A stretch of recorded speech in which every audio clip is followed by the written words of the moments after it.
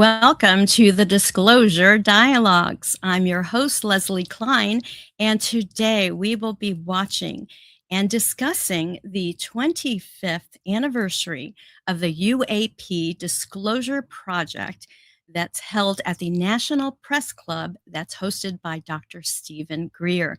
This is a historic moment in the ongoing conversation around UAP disclosure. Um, Around transparency and around the evolution of public awareness on this topic. We'll be watching together in real time, offering live commentary um, and opening this discussion with our panel and audience throughout the broadcast. Dr. Greer will be discussing alleged connections between Epstein Island, UAP disclosure, missing scientists, and reported covert operations. Since we're live and this is a dialogue, I want to hear from you. Drop your questions and comments in the chat. It'll be live throughout the event. This is Disclosure Dialogues, and your voice is a very important part of this conversation. So please ask questions, comment, and answer the polls as we go through the program. All right, my friends. So I want to introduce my comrades today. And our first panelist is Abbie Scheiderer. Scheiderer. She is a Minnesota-based psychic intuitive ufologist, writer, and quilter who specializes in supporting people, especially men, on their spiritual journeys by helping them connect more deeply with their inner truth. Please welcome Abbie Scheiderer. And Abbie, here you are. Thank you. And next I've got Jared Taylor, who is a retired U.S. Army medic and contact specialist whose profound open contact experiences inspired him to explore consciousness, human potential, and disclosure through grounded, thoughtful dialogue and service-oriented outreach. Please welcome to the stage, Jared Taylor. Hello, Jared. All right. Next, we have Giorgio Piacenza. He, after a close UFO sighting in Peru in 1975, Giorgio became deeply involved in ufology. Ufology. He assisted the Peruvian Air Force UFO Research Office. He's joined MUFON and several other international research organizations, and he's pursuing a PhD in extraterrestrial studies at Ubiquity University. Please welcome Giorgio Piacenza. Thank you. And last but not least, we've got Ryan Wiener. He is a Chicago-based parascientific researcher and longtime contactee who has spent over 25 years studying non-human intelligence, ancient religious traditions, and occultism. Please welcome Ryan Wiener. There you go. So here we are, you guys. Today's the big day. And thank you so much for being with me. And yeah, I'm going to unmute everybody because I want you to talk. All right. So we've got a couple of comments, and let's see. So just Richard Thatcher saying hello, and Danny Yoda. He's happy that he can see this with us. So at 3 o'clock today is when the event is supposed to start in about 14 minutes. So in the meantime, we're going to get to know each other a little bit. And I have some questions for you because today is a big day. Not only did this happen, but this website, www.arrow.mil, dropped about 161 files. And several videos have been shown already. The ufologists are going crazy. This is the first of several drops that will be coming from, I guess, Arrow. So you guys, first of all, let me go around the room and ask, are you an experiencer, a believer, curious, a skeptic, or prefer not to say? And I'm going to ask our audience the same question so that they can join in on the conversation. So Abbie, and let's unmute you. Unmute yourself. Oh, yeah, no problem. Yeah, everyone can unmute themselves. So Abbie, which of those are you? Well, I'm definitely a believer, a strong believer, and an experiencer of sorts. But as you get into the topic, you understand that is a spectrum of experiences, anywhere from dream visitations to physical in-person events, out-of-body experiences, meditation visitations. So yeah, I fall into the dream visitation category, not so much third dimension plane experiences yet. Got it. Okay, and Jarrett, yourself? Can you unmute first? Sure. First off, woo! It's a big day today. Okay. It's big energy, right? This is a big dub for this community, right? Not too long ago, these guys were saying, not real, nothing to see here, keep moving along. Well, today is a big W. Okay. I'm not a believer, I'm a knower. So I know. I had contact. Smiley face, winky wink. Yeah, the experience. Okay, I come from a place where I wasn't sure. I never put it in the box of like not real or real. For me, it was like I wasn't quite sure, and I'll have to have my own experience in order to know for myself. Mm-hmm. Well, on my 19th year of active duty service, I got an experience. I had a very profound experience, what we would call in the community a broad day encounter. Very close, and it was very spiritual in nature, and it basically opened up a big old pocket of questions for me, more pondering.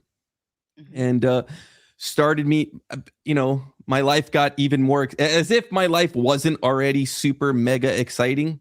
It just went to like another level, and I'm grateful for it. First off, I'm grateful that because of my curiosity, I've been able to uncover so much stuff very quickly with this type of awareness. A lot of people ask me like, dude, how do you know? And I'm like, dude, I had contact, so I know all this stuff. And it's hard for some people who have not had contact to like swallow that pill. They're like, what? That doesn't make sense to me. Well, like, sorry, bro. But this is my reality. This is my life that I'm living now. That's awesome. So we have a lot to learn from you, but let's finish going around the room. Let me ask Ryan. Ryan, are you a believer, experiencer? Unmute. Let's see, or can I do it for you? Okay, you need to unmute. Ryan, unmute. There we go. Bottom, the little microphone. There we go. There we go. Okay, sorry about that, guys. Thought I hit the right button there. Yeah, I was going to say. Hold on for 1 second. Let me add. How many people are in the line to come in? I wanted to. We can just go straight in. Clear. Okay, so you can usher people in and try to fill them in the back. There are some seats here that are in the front, but they're getting ready. They come in, just try them to be as least disruptive as possible. I thought this would be an opportunity to thank all of you for coming, and media. This is the 25th anniversary of the National Press Club event that launched the global movement, which has now resulted this morning in the first tranche of information being released by the president and Secretary Hegstaff. So what I would like to suggest is that everything released today is much less important than what's in our archive.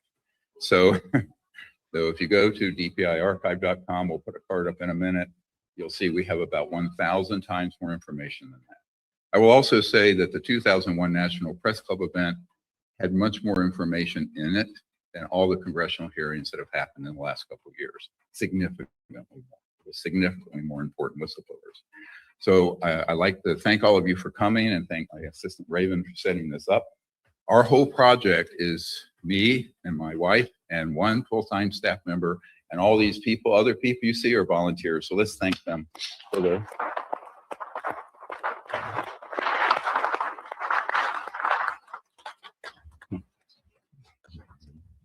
We don't have Mr. Hegsteth's budget of $1.5 trillion.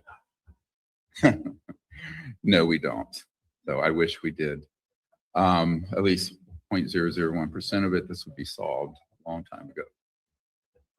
But it is very touching. You know, this 25 years ago, you're going to see a little video clip summary of that 2-hour event where there were 20 top secret guys disclosing things. And in reality, Disclosure Project began on December 13th, 1993. Remember that date. And that's when I was asked to brief the director of the CIA for Bill Clinton. And Mr. Clinton had made inquiries into this matter and had been denied access, which is what happened to Mr. Obama. When you see this clip where he says, yeah, they exist, but I never got to get to the bottom of it. That's what happened, you know, because we had briefed him, but through official channels, he got nothing. And he is not lying about that. People think he's lying. He is not. So this, when I had this happen, as a young emergency trauma doctor with 4 little kids, I realized, my God, there is a criminal, unconstitutional program keeping all of this secret. And of course, by then I had figured out why. Because if this information comes out honestly and fully, we'll start a new civilization with no need for the Straits of Hormuz. No oil, no coal, no nuclear power. And within 20 years, no poverty on the planet.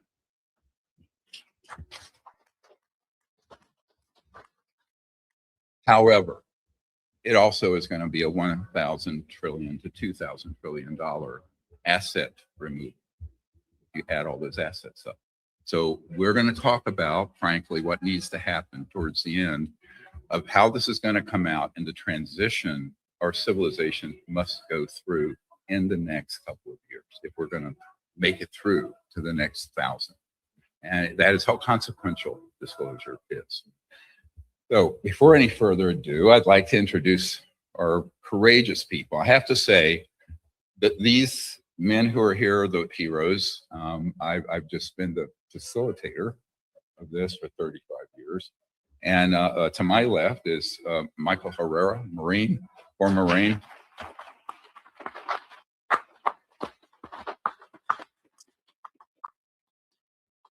And to his left, Jaime Maussan, who's a renowned researcher from Mexico.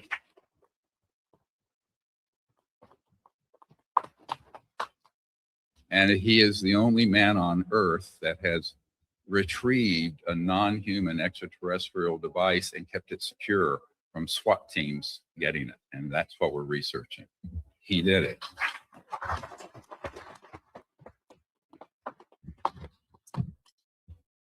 Here we have Roderick Castle, also a former Marine, with an amazing story he will share with you. And then we have 2 of our best, the Green Beret Special Forces, Randy Anderson and Mike Batista.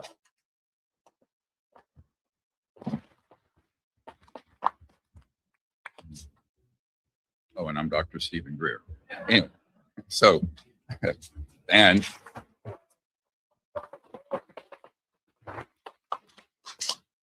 this is President Trump's full unredacted briefing document given to him and his administration November of 2024.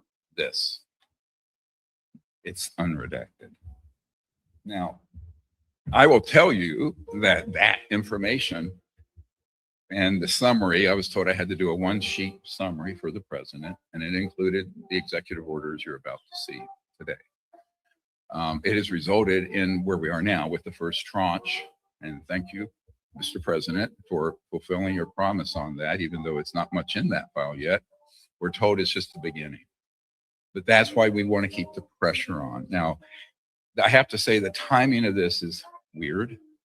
We planned this months ago and announced this date, and my phone blew up yesterday that the White House was going to dump all this material this morning.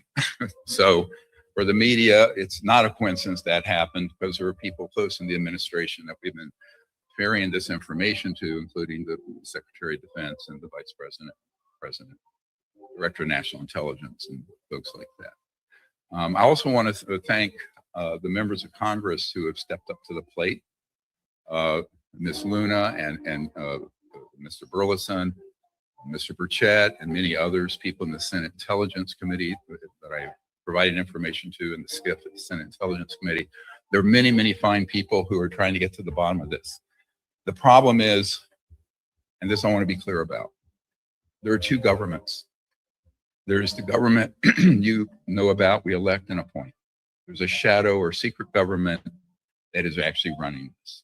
And that is not a conspiracy theory. It's a fact. We can prove it.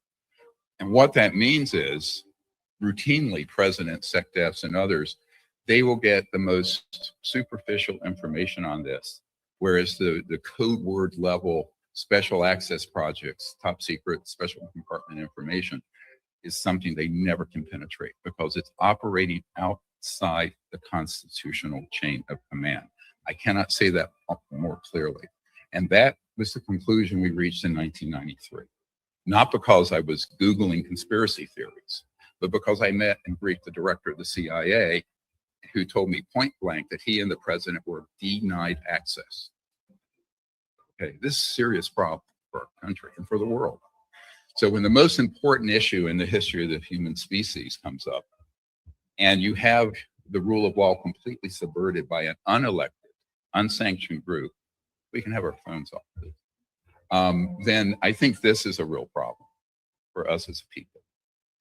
So I think that my biggest problem in the 35 years that I've been doing this is to get people to understand, who are in high office, that you're not going to get access unless you go do a workaround. And so what I've been trying to do is to be a bridge between, right now, over 760 top secret whistleblowers from every agency, Department of Defense, corporations, get their information to people in government, here and abroad, and particularly to people in national security and intelligence circles who want to know this information but are denied access. That is the primary purpose of why I left my medical career, to do it, because I realized they didn't have access, and it was a mistake that people were making to think they did. Now, this is something I would have not have known if I had not taken many, many meetings with key people in the Pentagon. We're talking admirals, generals, senior cabinet level people, ministers of defense elsewhere. And in every single case, sometimes in tears, they would say, we have no access to these programs, but we know they're going on. Now, this is a problem that has to get rectified if we're going to go forward as any kind of democracy. I mean, otherwise it makes a mockery of the rule of law. Okay, so that's the biggest problem, that people haven't wrapped in their minds around that. So what I would want to do, if I were the president, would to send out a special team of folks, this is happening, who do penetrate these covert programs based on the intelligence we have provided. And that is happening. So what you're going to see coming out from the White House and the Secretary of War and others is the tip of an iceberg that they now know is true.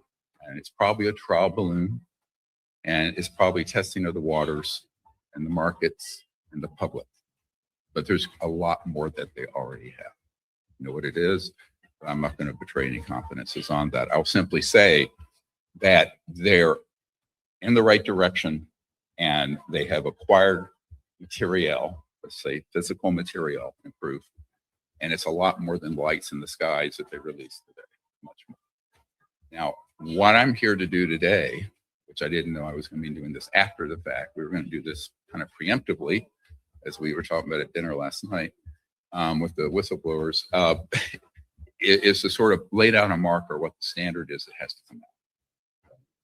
Okay, the truth, the whole truth, and nothing but the truth, so help me God, right? That's what has to come out. So that's what we're working on, and it is going forward.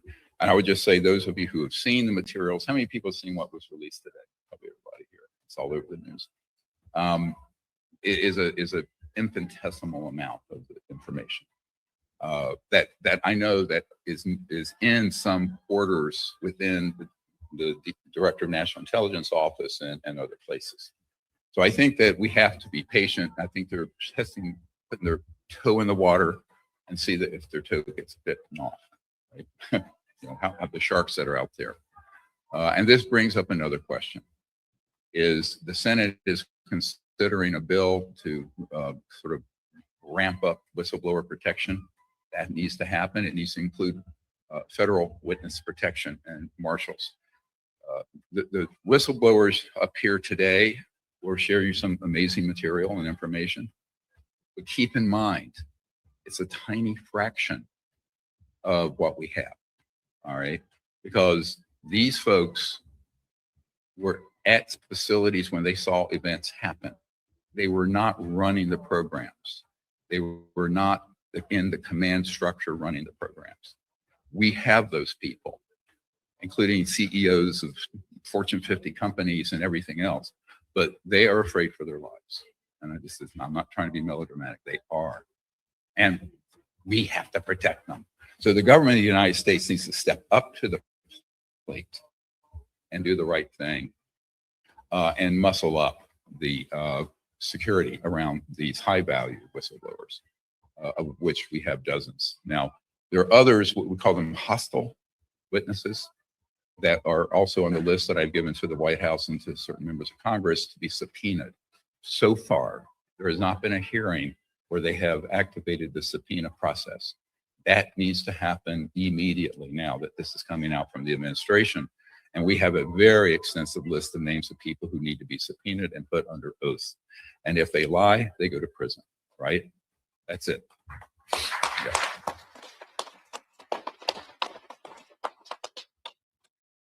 So I just wanted to, with that breaking news today, wanted to sort of frame things for us. And then we're going to show a little video just as a trip down memory lane. If you guys can show that.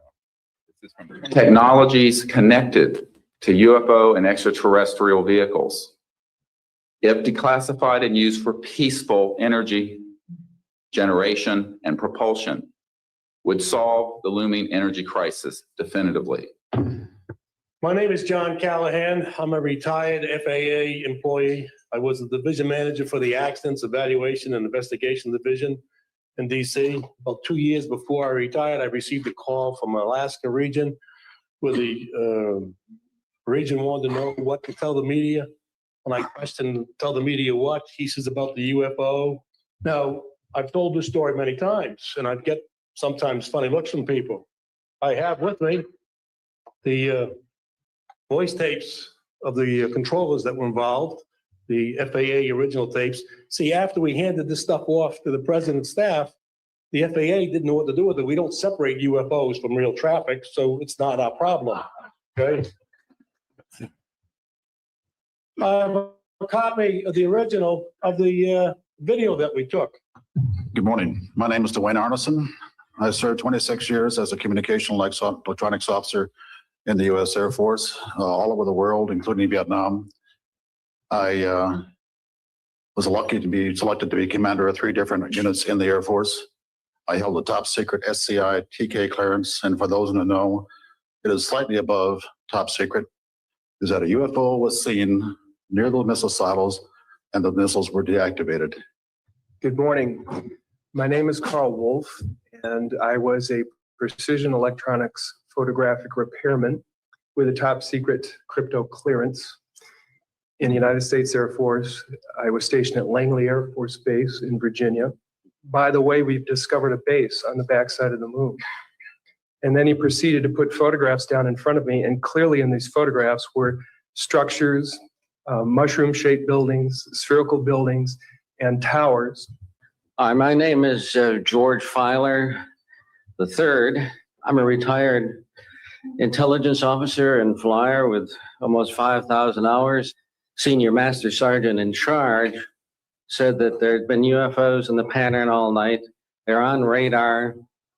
the tower had seen them. They gotten aircraft reports and so on, and that one had landed or crashed at Fort Dix.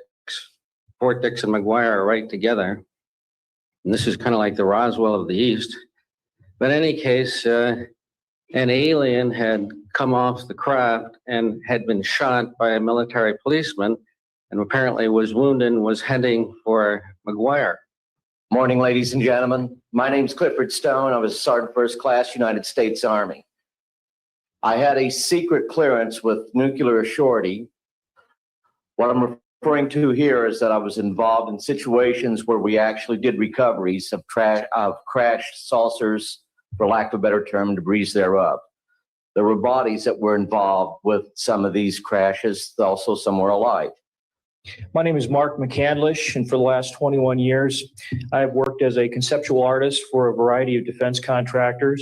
In 1988, in November, a college buddy of mine, an associate by the name of Brad Sorensen, informed me that he had personally witnessed 3 flying saucers at a very large hangar at Norton Air Force Base during the course of an air show that was held on Saturday, November 12, 1988.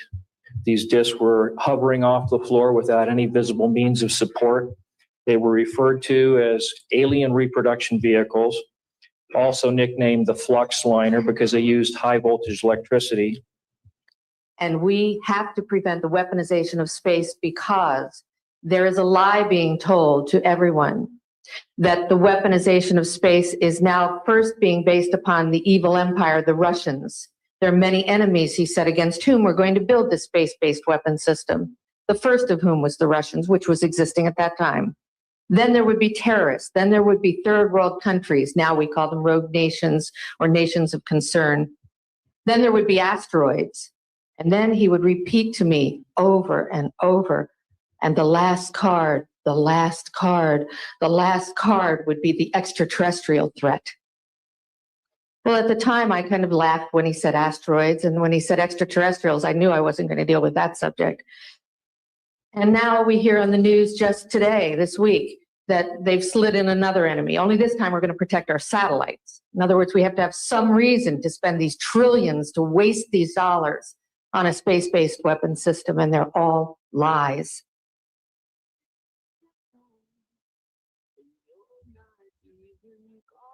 Okay, so 20 people stood up and did this 25 years ago.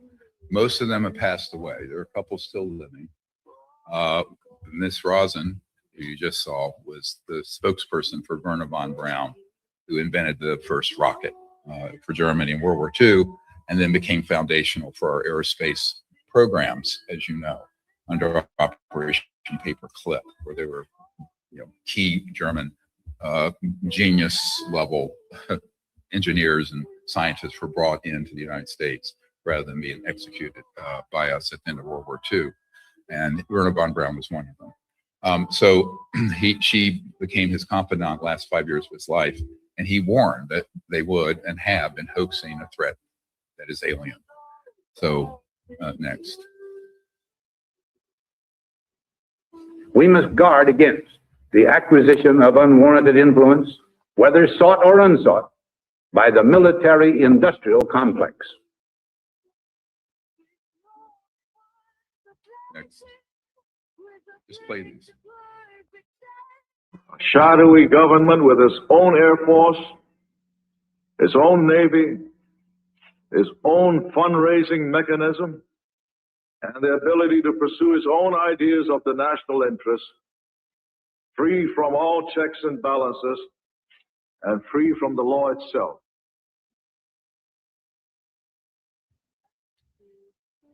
Think about what he said back in the 80s. Now, there was a young student who became a lawyer who worked with Senator Inouye, who later had a conversation. He says, yes, he had seen the 2001 National Press Club event. Every word of it was true. And the people running it is part of this shadow, illegal, unconstitutional government that he was referring to here. Very important for people to understand that. There are people who do know this, but there's great intimidation to keep their mouths shut. So Senator Inouye never went forward with his knowledge about the UFO issue. I think if he was alive today with what's happening out of the White House and Congress, he would. But but he's no longer with us. So one thing I want to say this is foundational in this first few minutes. This is what nobody understands in the media and Congress, except for one or two people. We're talking about three different things going on. There are non-human extraterrestrial vehicles, bodies, civilizations. They are completely non-hostile. If they were hostile, we'd be gone when we detonated the first atomic bomb. Number two, the majority of all objects that are seen, photographed, chased by our military, our legal military, are man-made craft coming out of the Lockheed Skunk Works, Raytheon, Northrop Grumman, SAIC, Booz Allen Hamilton, and a number of other prime contractors, the list of which we have and have been given to law enforcement and to the executive branch in Congress. The other category, and that's completely confused, is what are called interdimensional intelligences. Now, let me unpack this for just a minute. I know because this has caused Congresswoman Luna and the Vice President to make some statements that are not true. But this gets into more than we can get into today, dealing with the physics of interstellar travel. But let me just say that if you go beyond the speed of light, you're not doing it in a linear fashion. You are creating an electromagnetic field where that craft and everyone in it drops out of linear space-time into another dimension, traverses through that dimension to another point, and it's called quantum entanglement, where the spooky effect Einstein talked about, where the same particle be in two places at once. So this contangled universe where every point in space-time is connected to every other point in space-time. And that is how they're doing it. But when they're in transit, or if they are shifted, they could be in the atmosphere and shifted out of 3D, they're in another dimension, but they don't originate from that dimension. They're transiting it. Does this make sense? So I call them trans-dimensional interstellar civilizations. Now, because some of the phenomena dealing with ghosts, goblins, demons, angels are similar, theologists and religious people have conflated them, because phenomenologically, from an observation, empirical point of view, there is some similarity overlap, because the ET technologies cross into these other dimensions, operationally, scientifically. Is this clear? I'm trying to be really clear on this without getting into arcane physics. So I think this is why what's happened in the last few months is very disconcerting, because there are people who are working with the intelligence community, who are in the White House, the Pentagon, CIA, Congress, who are gaslighting and misleading our leaders. And I will be blunt about it. It cannot be allowed to continue. And those people need to be careful what they say, because this is all going to come out now. And if it comes out incorrectly, it'll be 1,000 times worse than COVID. If it comes out properly, it'll be a new civilization and one of the most unifying, beautiful experiences for all of humanity in recorded history. That is how stark the difference is. And this was in the briefing for the president right after he got elected. So we have to be very careful. Next. Now, if you really want to know what's going on this subject, this is where you need to go. The Disclosure Project Intelligence Archive. The URL is dpiarchive.com. Everything is in there. We spent about $500,000 digitizing everything I've collected for 35 years. And it's available to all of you for free. And so you can go through that and see. You'll see that this archive has significantly more information than anything that you will see anywhere else in the world, including the testimony of over 115 top secret whistleblowers. It's in there. Their full testimony, their credentials. Now, it's so much, it's almost what Dr. J. Allen Hynek of the Project Blue Book director said, it's an embarrassment of riches. We have so much, but I would recommend for the media and those of you interested in this matter to do a deep dive into this archive. Next. Now, this was released this morning. It's over the moon, and there's a triangular formation of 3 bluish lights. We have thousands of images way better than this, but this is the best of what was released today. Next. And in contrast, you'll see the one in the upper left. That's from one of our CE5 contact teams. We'll get into this, the psionic mind consciousness technology interface program that I started in 1990. That was a result of that one. You can see the middle one is a non-human intelligence, ET, from another star system that appeared at one of our events, and he was 2 people away from me. He popped in, and David Marconi, who wrote Enemy of the State, took this photo. I said, David, there's a guy standing right here. Boom, there it was. Transdimensionally came in. It's not from another dimension, it's physical. Their craft are physical, but when they're partially in this dimension, you could get it confused with an apparition or a ghost or some other phenomenon. You have to understand the physics of transdimensional interstellar travel. It's not your granddad's Oldsmobile. It just isn't. All right, and the bottom one is one that came out of Los Alamos from the time of the Roswell crash, and they had archives brought in, and this is a dissection of an ET on a slab from the 1920s. It's been dated to the 1920s. This is one of the pictures in the briefing document for the president. I don't often show it. It's a bit gruesome. There's a towel over the head. The archive is filled with this sort of information. And they came from a woman whose grandmother was at the Trinity program and made the atomic bomb program, and then got moved to Roswell, because that was the only atomic bomb in the world when that craft crashed in the Roswell area in 1940s. So that when she died, her granddaughter was going through some old books in the attic, and this photo fell out. And apparently there was someone who gave her the photo from the photo lab there in Roswell in the 40s from a prior retrieval of an ET body in the 20s. So the secrecy on this goes back way more than 100 years. Top secret. Code named, code, level special access projects. Next. Here's one of the triangular craft over us. This is a Northrop Grumman or Raytheon device. It's a electrogravitic anti-gravity. And this is what members of Congress I have briefed have had people come in after me and said, do not look into that. It will cost you a lot. Don't look at this. But the biggest secret isn't that we're not alone in the universe. It's that we have programs that have already reverse engineered these technologies, but they have not been used in the national security interest.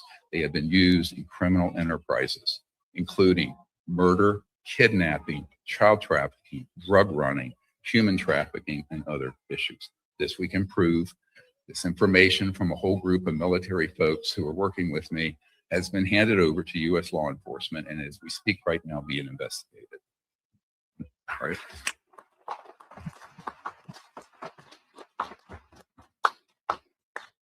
And this beautiful blue boomerang-shaped plasma craft is one that flew in over us at Joshua Tree National Park when I was with Demi Lovato. And we had set up a contact protocol out there. And this is way more interesting than I think the best photo of what was released today, don't you? Anyway, next. So let's play this. It's here's something that was released by Congressman Burleson. I had seen it before he released it. You'll see a sphere intercepted by a Hellfire missile. Now, this event was friendly fire. It was not an extraterrestrial device. That sphere was us. Now, the operators, here is a real problem. The first time I briefed the head of intelligence for the Joint Chiefs of Staff and the head of the Defense Intelligence Agency, they were not read into this. And I said, your military aircraft and systems are often intercepting and having close calls, not with alien vehicles, but with clandestine, covertly made and funded black budget aircraft made by our aerospace giants, but off book, without the knowledge of Congress or the president. And therefore, very few people are read into. So you may have a top secret clearance, and in Washington, that and a couple bucks gets you on the metro. But frankly, but it doesn't give you access to those special access projects that are code word compartmented dealing with this. So much of this is centered in corporate, but there are government people, agencies that do have this information, but they often are under orders not to share it with the elected leaders or the cabinet. So this is a dysfunction that has to get corrected, and I know it's being looked at. Next. In contradistinction, this is an actual extraterrestrial sphere, unlike the other one that was man-made. And this is in Buga, Colombia. You're going to hear a lot about this towards the end of our press conference. It's very important. In Buga, Colombia, this is what Jaime Maussan now has possession of. This object came in and it landed. It got too close to a power line and shorted out, and it's in our possession, his possession. And we have been doing the studies on it, but that is an extraterrestrial technology. It's the first time in history that one has landed and been acquired and then not subsequently been grabbed by a SWAT team of some type. So this is a huge historic opportunity, and it is real. Even though most people on the internet can't believe it, it is real. Next.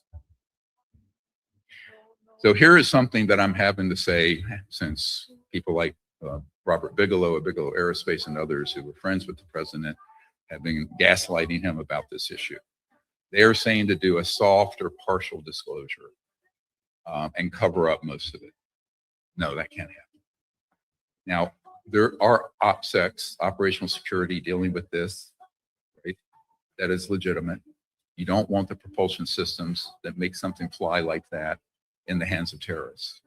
But you cannot deny their existence, because that leaves people open to the myth that all of the people who had contact and had experiences such as abductions and mutilations are encountering aliens when they're encountering our own covert programs.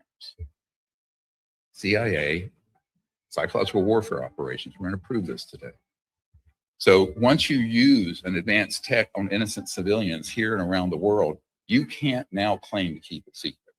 That has to be known. Now, that you don't need the operating system, just like no one can go down to Ace Hardware and buy a nuclear bomb or a nuclear trigger, right? But you have to disclose they exist, because they've been used illegally and abusively against the population for decades, since the late 1950s. Next.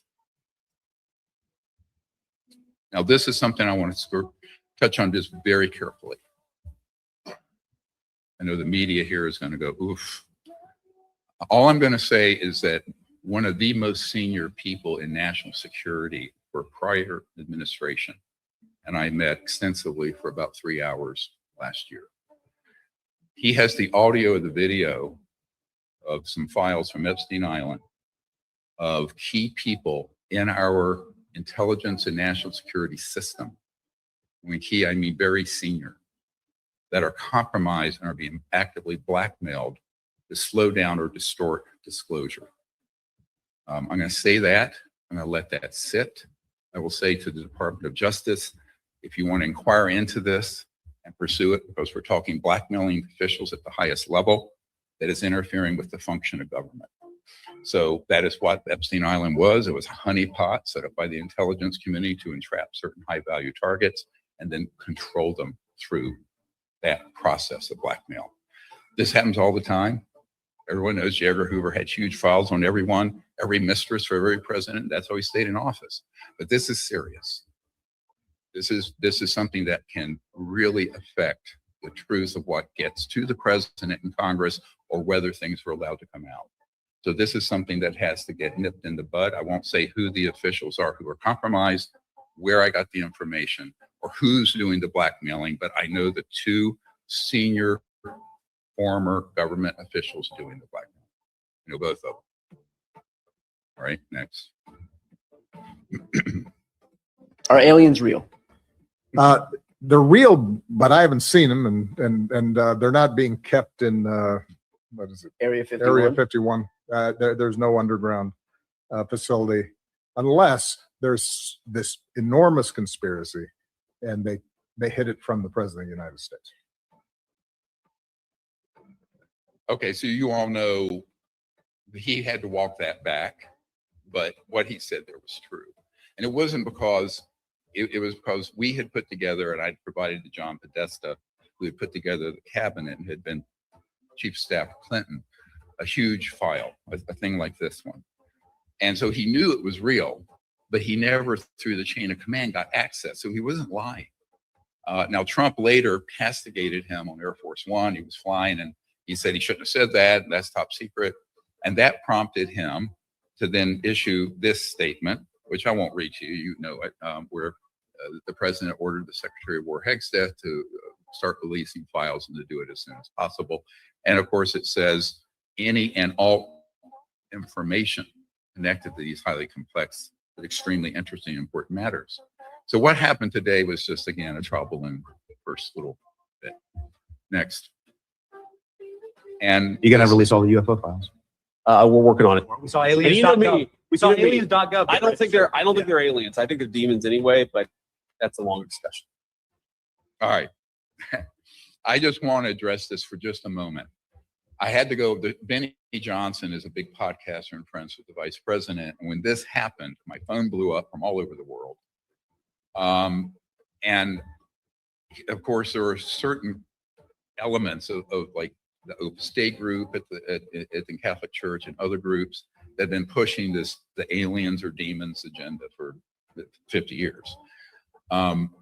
He is a Catholic.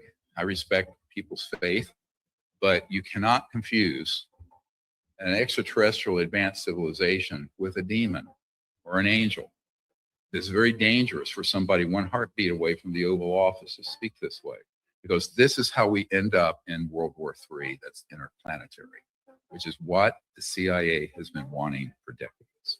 They keep the fires burning, they provide disinformation, they brainwash people with nonsense, and that statement has got to be retracted. Now, let me explain how this has evolved. I was on the show, the Benny Johnson show, a week later, and I laid this out. One of the things that the vice president said, and this is a common mistake. You see this little thing? What it is? Smartphone. So what? But if you took this back and showed Thomas Jefferson, my farm out in the country near his house, and you showed him this, it would be supernatural. So what the full clip was, he said, because these are behaving supernaturally, they're demons. But remember, everything we're using in this room right now would be supernatural to someone 500 years ago.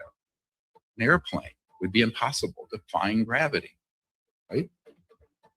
If you were to show a video on a cell phone to people in Salem, Massachusetts, you'd be burned at the stake as a witch, okay? This is not okay to say something like that. This is a serious national security matter. It cannot devolve into the lunatic fringe of those kinds of theologies, because what are we going to go with Gallop pell-mell back to the 7th century? We might as well be the Ayatollahs in Iran. This can't happen. I'm sorry to come on strong on this, but this is very dangerous stuff. Now, is there a theological and spiritual aspect of this? Yes, because the whole universe is a conscious quantum hologram, the whole creation. I believe in God. I believe in the prophets. I don't have a problem with that. But there are different phenomena. And one of the things I want to leave you with on this, because I could go on all day, we have other things to do.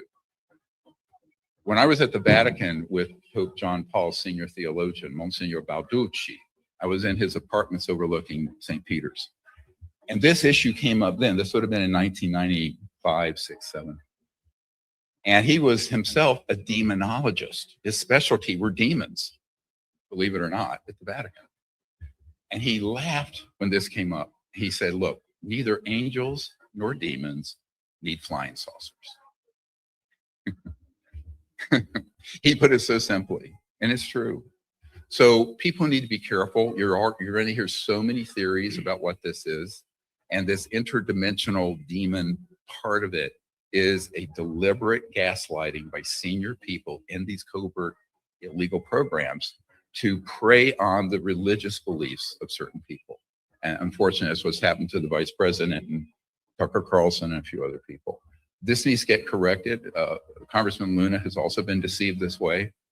I know the people who have targeted her with these wrong ideas.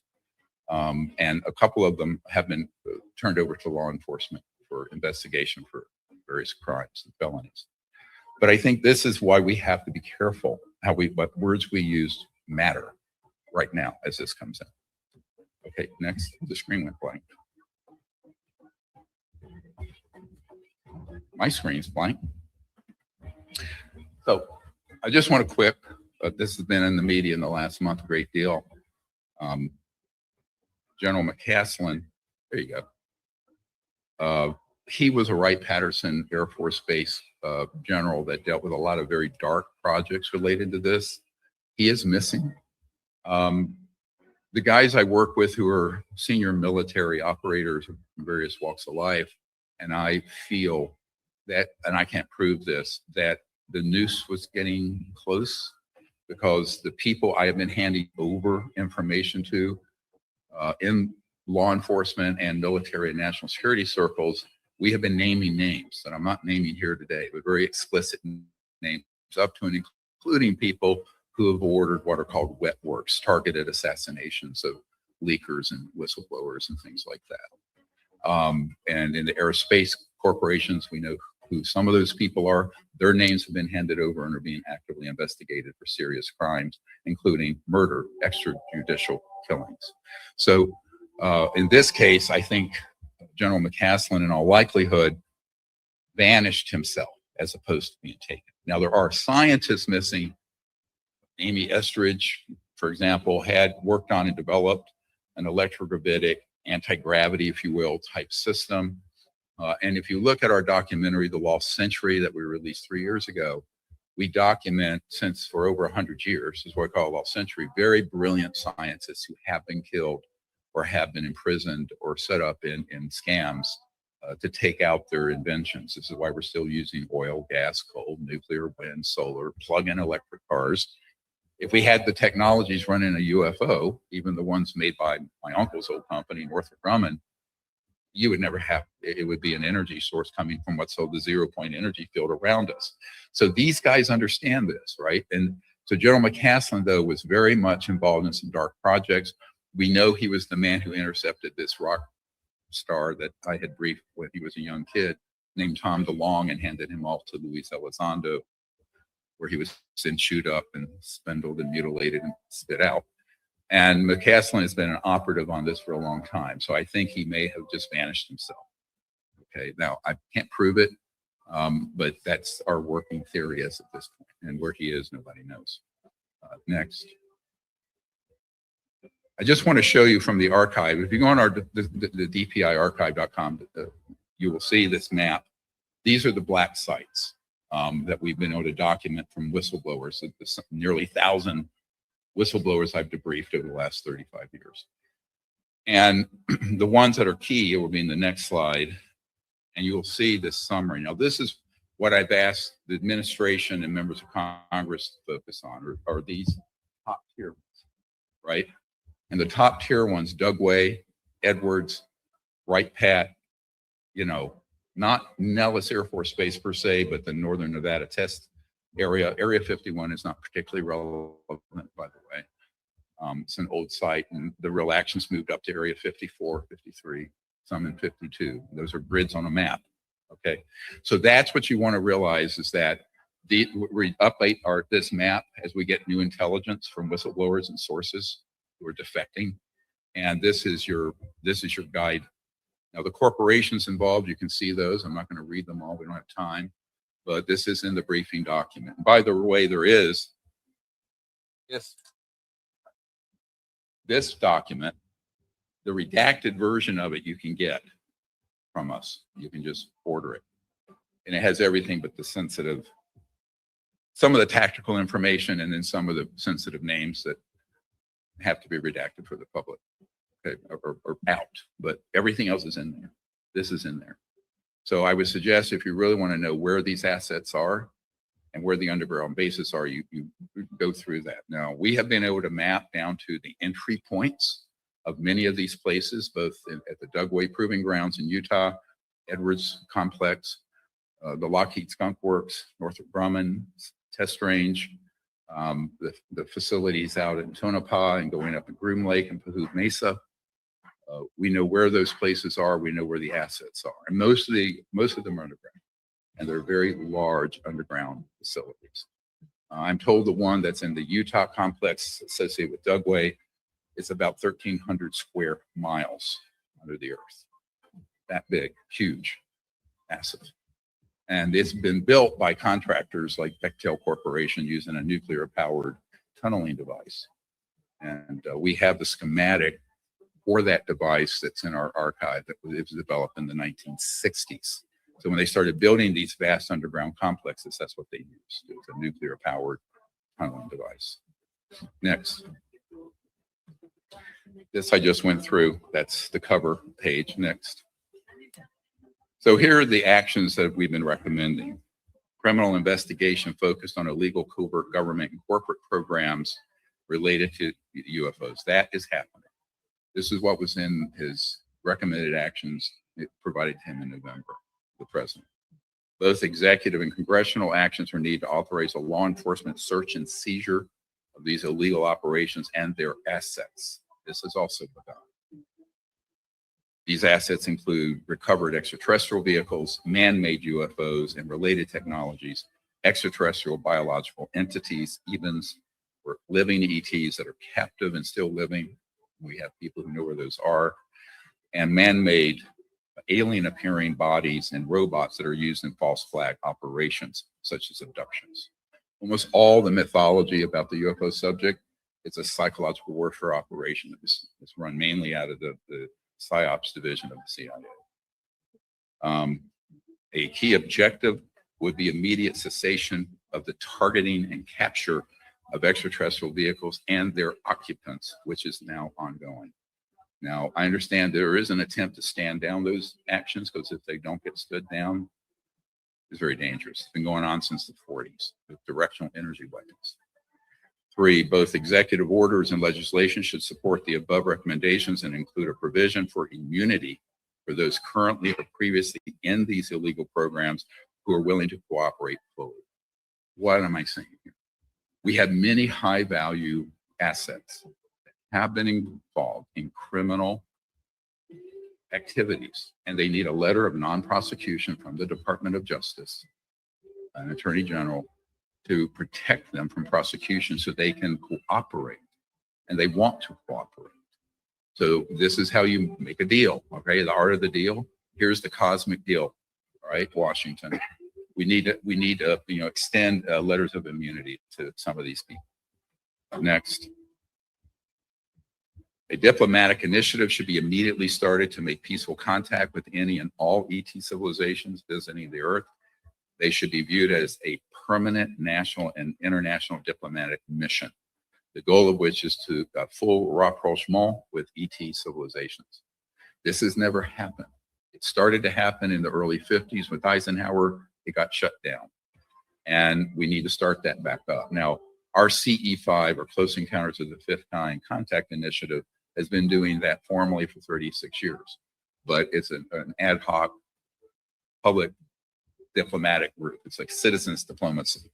You get the app CE5 Contact on your app stores, but this needs to go official now. So we're not alone in the universe. It's being acknowledged. Now we need to get serious about not just the United States, but other countries creating a safe space and a protocol for contacting these civilizations rather than just tracking them and blowing them out of the skies, which is what's been going on since the 40s. An executive order is needed to immediately cease the targeting and downing of NHI craft and any other acts of hostility towards them. An international agreement removing and banning all weapons from space and the use of advanced reverse engineered technologies as weapons should be negotiated with enforcement capabilities in place globally. Why do I say this? Because OCONUS, outside continental United States, is where a great many of our assets are that are being run by a sort of a global covert group And you have to stand them down globally. It's not enough to stand them down just in the continental United States, right? So the organization running these secret programs, think of it as a global hybrid corporate governmental entity that operates with alacrity regardless of your geopolitical borders between Canada, US, Russia, China, whatever. And this is why these objects are seen in Russia and China that are man-made ones. And it is a big problem. So when I've met with people who are tactical operators at a very high level, the big discussion is, how do you get that under control? And get it under control so that we can have a peaceful world, but also make peaceful outreach to these visitors who mean us no harm. They're here to help and understand us and contain us if we go too far crazy, right? And I'm talking about using technologies that we have that are way beyond the thermonuclear weapon bubble that we have and have been using against them. So the aggressors here, ironically, are the humans. Forget all the Hollywood movies and the UFO mythologies. If they were aggressive, we'd be gone. Okay, next. So now I'd like to introduce Roderick Castle. He's a U.S. Marine Corps veteran who served from 1994 to 1999. He served with the Flying Nightmares, an AV-88 Harrier squadron stationed out of MCS Yuma, Arizona. His account is very important. Thank you, Roderick.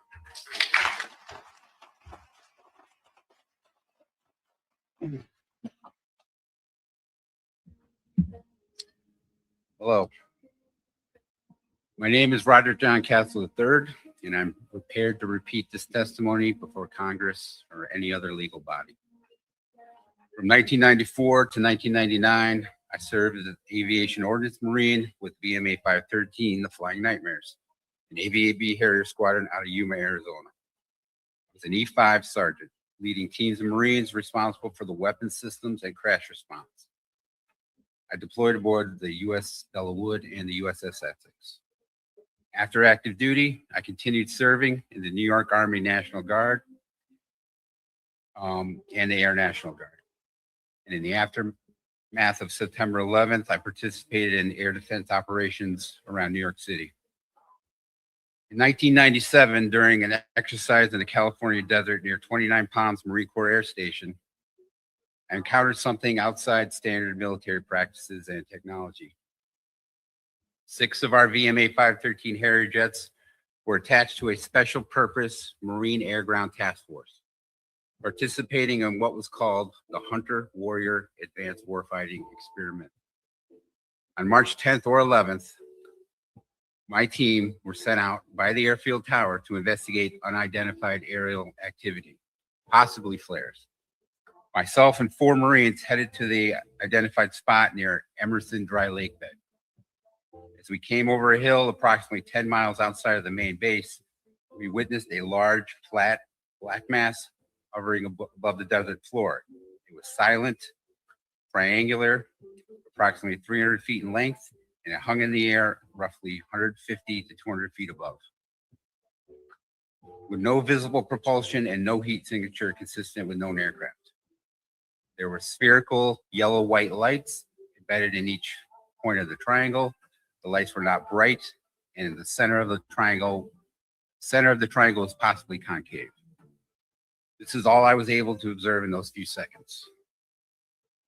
On the ground, approximately 200 feet down the hill, were 3 black F-150, 350 type unmarked vehicles and 20 to 30 men armed with rifles and sidearms, dressed in black tactical gear, no insignia, no identifiers.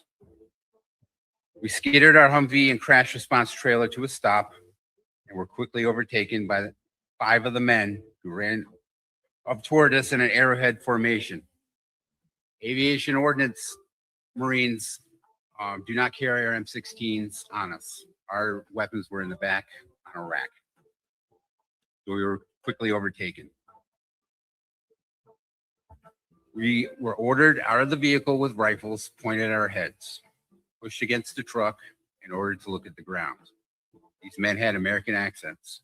I knew that at any moment we could be shot in the head and erased in the desert. Approximately 2 to 3 minutes later, in my peripheral vision, I perceived the triangle craft arc upward and then accelerate to the northwest at an incredible speed. The men ran back to their vehicles and the entire team drove away quickly in the same general direction as the triangle. The Humvee would not restart for 5 minutes. Some battery power, but the engine would not turn over.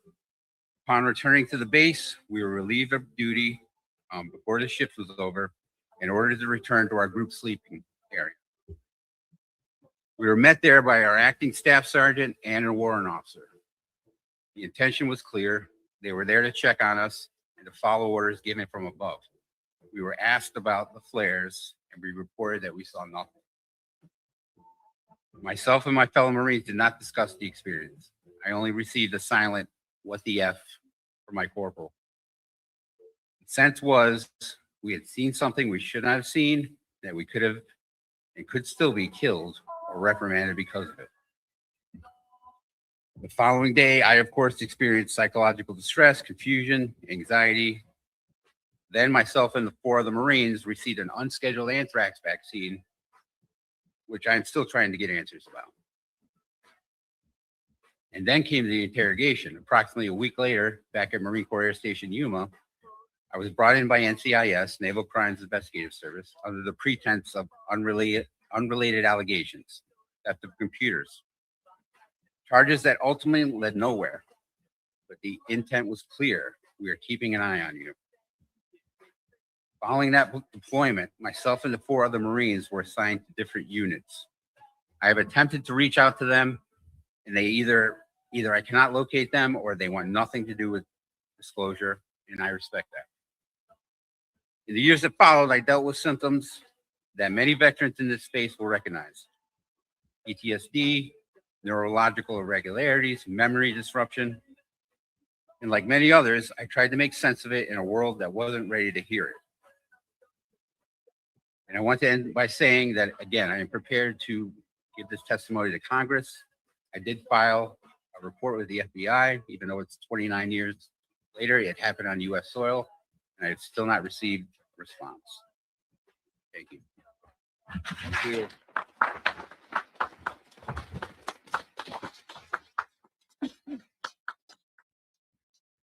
So the next will be Green Beret, who is operational. Next slide, please. And he will share with you several events that happened during his career. And I very much appreciate Randy coming here. He is a Green Beret who held a TSSCI clearance. He was stationed for a period in Ukraine, Indiana, as a weapons expert between 2013 and 2015. And he has some very important information to share from that. Thank you.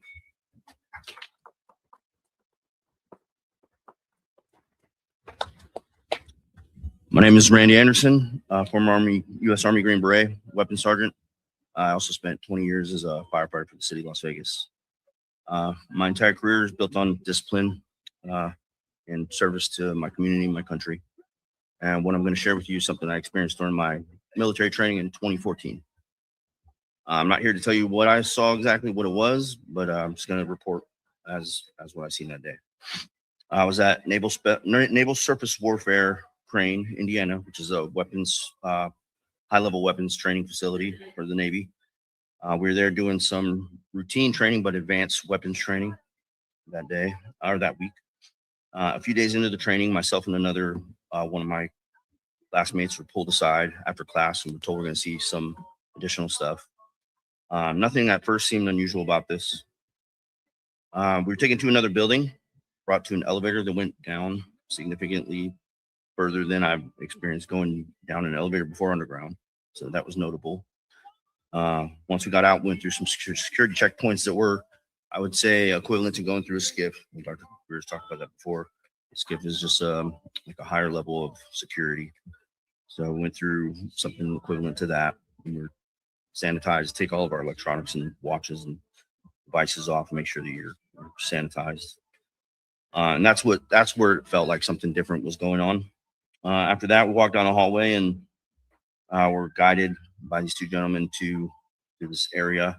it had a sign that I thought, and this has been talked about on the internet a lot, but the sign said off-world technology, which was very strange to me as well. And so I have no claim about why that sign was there. It's just it stood out. It's something strange. We entered a room. In the first room was a metallic sphere that I saw, about basketball-sized sphere. And now there's all this talk about spheres all everywhere, and it looked about that size of the typical sphere that we've been seeing around. It was hovering over a podium, a couple feet off the top of the podium, and it was just floating there. And it was very strange to see. And it was metallic. It was a strange metal. It looked just unnatural to me. And the other object, it's been nicknamed the Gauntlet, but I don't necessarily think that's what it was. It came out that way when I first told the story, and it's been, people kind of ran with that, but I don't know that that's what it was. It looked like you would pick it up by putting your arm in it, so that's why it got that kind of name. And it had some type of crystal, looked like a crystal display screen on top of it. And while I was looking at it, I saw inky black symbols start to appear above it, and I feel like I was the only one in the room that had seen that at the time. And I didn't mention it. I was new on the team at the time, and I wasn't gonna take any chance of getting pulled aside for something else. I didn't want to take any chance of getting off my team, really. So I just didn't mention that I saw that day. And we got to see this stuff. They talked a little bit about, that they recovered it from an old crash, and they talked about it pretty nonchalantly, like it was a Tuesday afternoon, and then we were brought out of there and had a quick debrief, and that was that. We were told not to talk about it, and we didn't. So I never was told why we were brought down there. I don't know what the purpose was, and to this day, I've never had answers to that. You want to talk about the test site stuff? Since then, I've worked out at the test site. I've worked all over that facility. Yeah, in Nevada, where Area 51 is located. I worked all over that facility doing red team operations, which is basically for tier 1 units, we provide an enemy fight for them. There's a couple things that have happened out there. We saw a couple times, we saw orbs that were just floating around, and we were told not to talk about. And again, this isn't part of my military career, so this was different. We're just told not to talk about them, or we'd have to do extra paperwork. So all the guys kind of just hushed up about it. One green orb and one orange orb was what I saw. A triangle-shaped craft was another one I told Dr. Greer about. That just kind of, yeah. It was a little less equilateral than that. It was a little bit like more sharp triangle, but it looked a lot like that. And we saw that as going into like the nautical twilight hours. And then and when I was deployed, at one point we saw some advanced drone technology, which is a little bit scary for me to talk about. But I would say, based on my experience and what I've seen, that a lot of the stuff that people mix up for UFOs is probably a lot of technology that we have, advanced technology as well. That's just my experience. So that's basically everything. Thank you. Thank you. Thank you, Randy.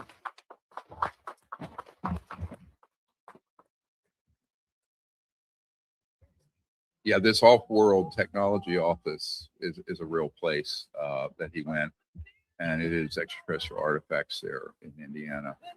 So that's now on the map, and it's been handed over to investigators in the government. These triangles that you're seeing like this, some are more isosceles, some are equilateral.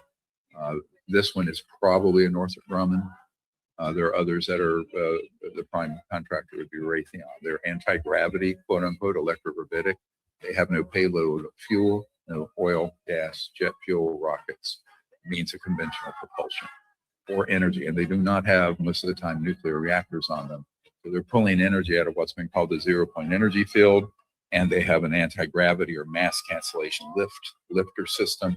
And those were developed from reverse engineering PT craft back around 1954 is when we had the breakthrough on that. 1 year before I was born. I'll be 71 next month. So been a while since we've had this tech, although most presidents and members of Congress have no idea we do. So thank you very much for sharing that. Next. I'm just going to show a clip here of my friend Carol Rosin. She was, as I mentioned before, Werner von Braun's spokesperson. And she just wants to do a little update message to all of her. She's couldn't travel right now, but she's working still with us, and she's still doing great work trying to create peace in space. That's her whole mission that Werner von Braun gave to her. Hello, my name is Carol Rosin, and I look forward to presenting to the Congress everything that I'm going to say today at the 25th anniversary of the Disclosure Project, and what I said in the first one 25 years ago, where I presented Werner von Braun's warning that there was going to be a faked alien threat scenario produced, and we're seeing that happen now. This is the follow-up, and it's a very simple, quick one. We have one opportunity right now to transform this whole war industry and the actual wars. We can have headlines, war is over. How? By calling on President Trump to reboot the Golden Dome into the Golden Peace Dome.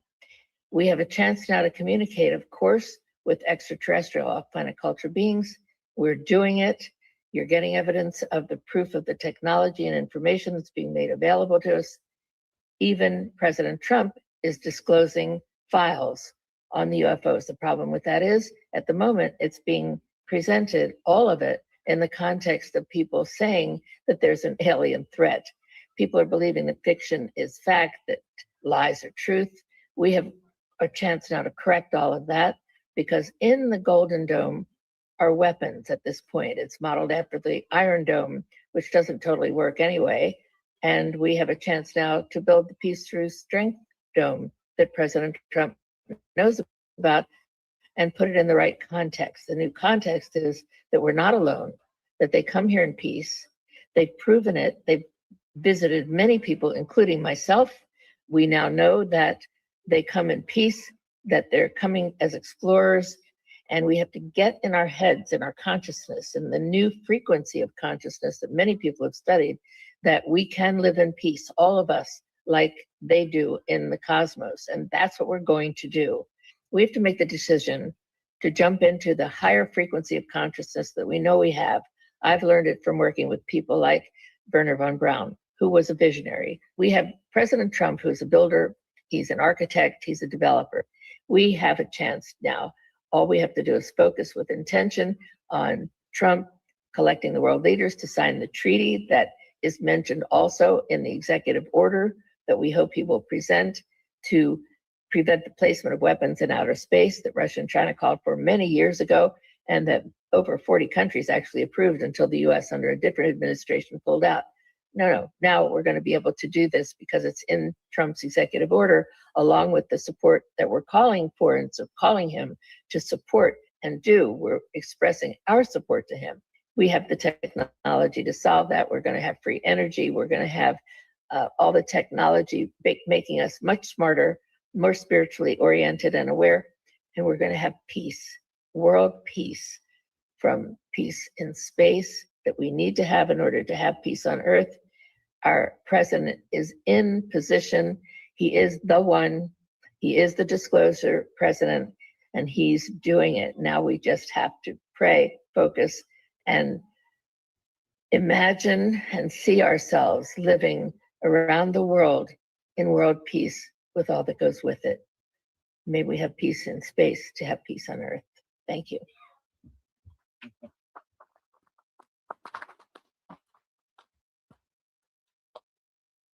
She's been fighting that fight since Werner von Braun asked her to in 1974, when he knew what the plan was to present a threat from outer space that was fake, and what assets had already been deployed to prove it. And that's when they started back in the late 50s and 60s using these ARVs, alien reproduction vehicles, or man-made UFOs, to abduct people and do cattle mutilations and all the mythology that you hear about in the UFO subculture. Those were all orchestrated by humans for their psychological warfare value. Next. So oh, someone took all the papers that were up here. Well, we have Mike Batista.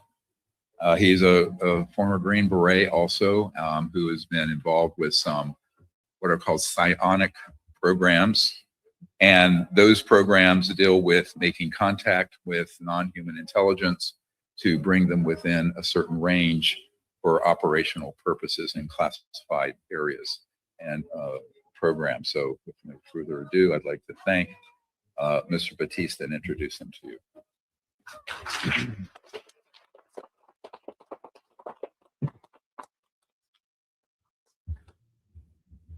Dr. Greer. All right. Good afternoon. My name is Mike Batista, and I am willing to testify under oath before Congress for what I'm about to say. I'm here to speak about a series of experiences that began during my final year of active duty service as a U.S. Army Special Forces soldier. That background shaped the way I observe, assess information, and approach serious matters. I was visited by and interacted with multiple types of UAP and NHI. These were not isolated sightings. They were sustained, direct, and responsive interactions. Approximately 8 months after leaving the Army, I had become someone of interest while trying to figure out why this was happening to me.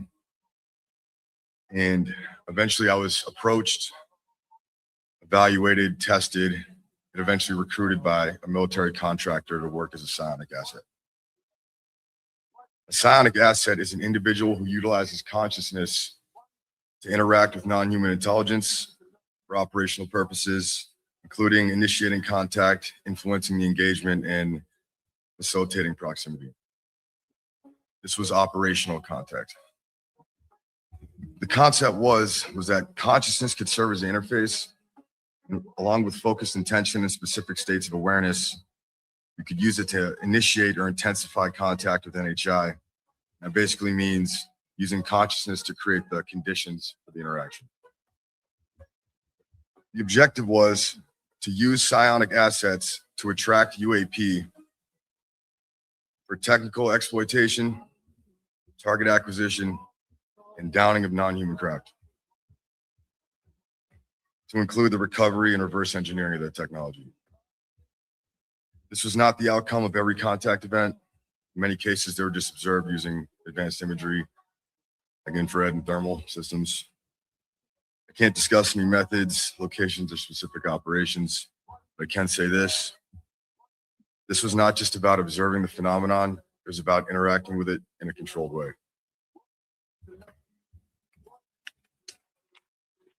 And after that period, I did eventually go public and work alongside an aerospace company focused on ethical and peaceful contact. At the end of the day, the interaction between consciousness and the phenomenon is real and it needs to be taken seriously. In the future, the subject will not be defined by sightings alone, by our ability to understand it and interact with it. Thanks for your time and hear my testimony.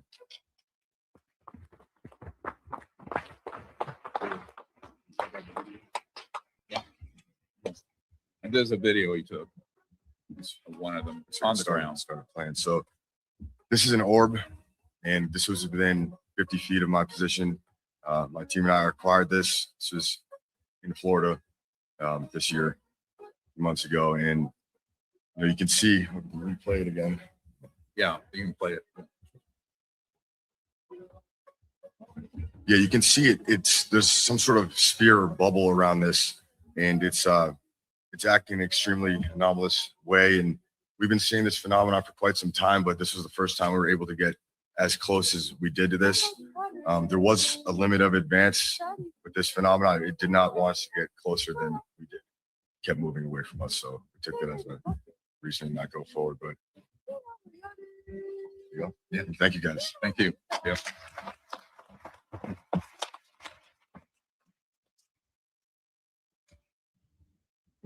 Next. One thing I want to comment on this, because this is a quick trip through some complex ideas. All this is in the archive. When he refers to psionic, what you need to understand in just simple layperson's term, imagine this instead of being electromagnetic frequency, radio frequencies, being able to interface directly with conscious thought in an intended way. Very advanced. Think of it as conscious AI. That is why extraterrestrial civilizations use. You cannot communicate across the vastness of space at the speed of light because it would take 1 million years to get a signal to a star system 1 million years away. I've known this since I was a child when I had contact directly with these civilizations and learned what that technology was. So it has been formalized, unfortunately, into a weapons system.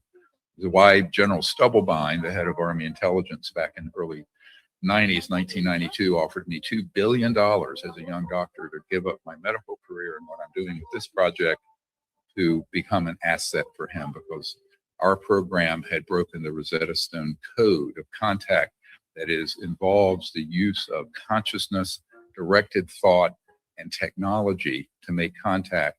But we do it in a peaceful way. Unfortunately, there are systems operating out at the Edwards Complex, the Nevada Test Range, Provo, Utah, and another sites on the coast of Florida, where those same systems are turned into a way to attach to and guide over extraterrestrial vehicle and then target and strike it and knock it down with an electromagnetic pulse weapon, the very existence of which is in violation of the International Non-Proliferation Treaty, because it is a component of the EMP that comes out from a nuclear device. But in this case, it's just the signal itself, and those are used to strike these objects, and it disables them because they are 100% electronic and transdimensional.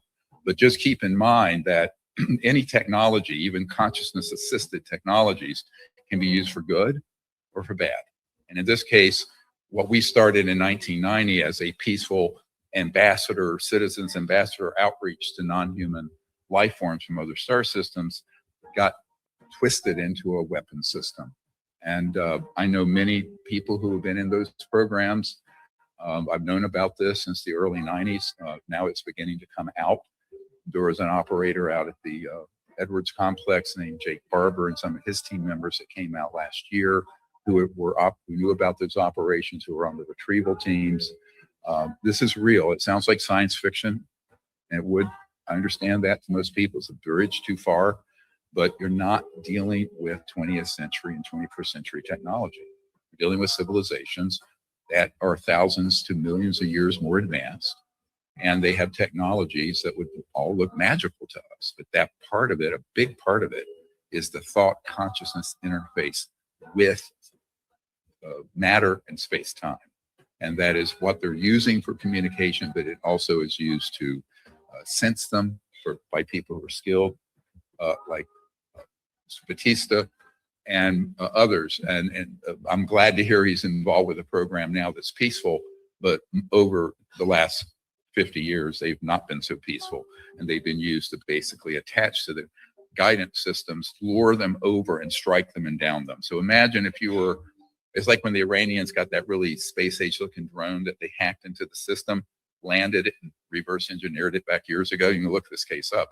Imagine doing that with thought, consciousness, actuation, and interface. Same thing. High tech, very high tech. All the AI people, listen carefully. This is what's really coming. Conscious AI. All right. Anyway, we don't have time to go into all that, but the next whistleblower has become a very good friend of mine, Michael Herrera. He's a U.S. Marine Corps veteran. He served from June 2007 to October 2011 and did a tour primarily in Southeast Asia. Thank you, Michael.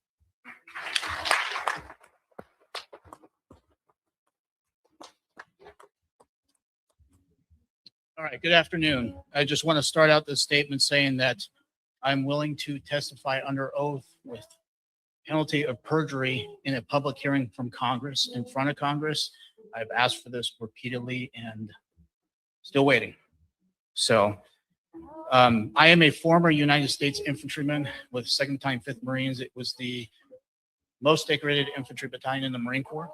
And at that point, we essentially, job as infantry, you can imagine it's humanitarian assistance, but it's also direct action through combat. So I wanted to do an exciting job, and that was exciting.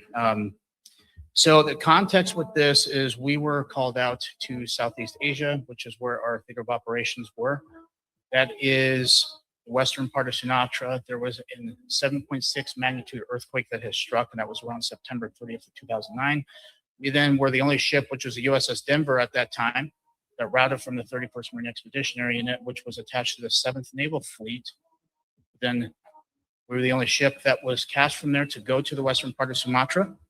Now, upon arriving there, my team, which was randomized, it wasn't like a set team because we were doing different things in the ship, and we were essentially put into sticks.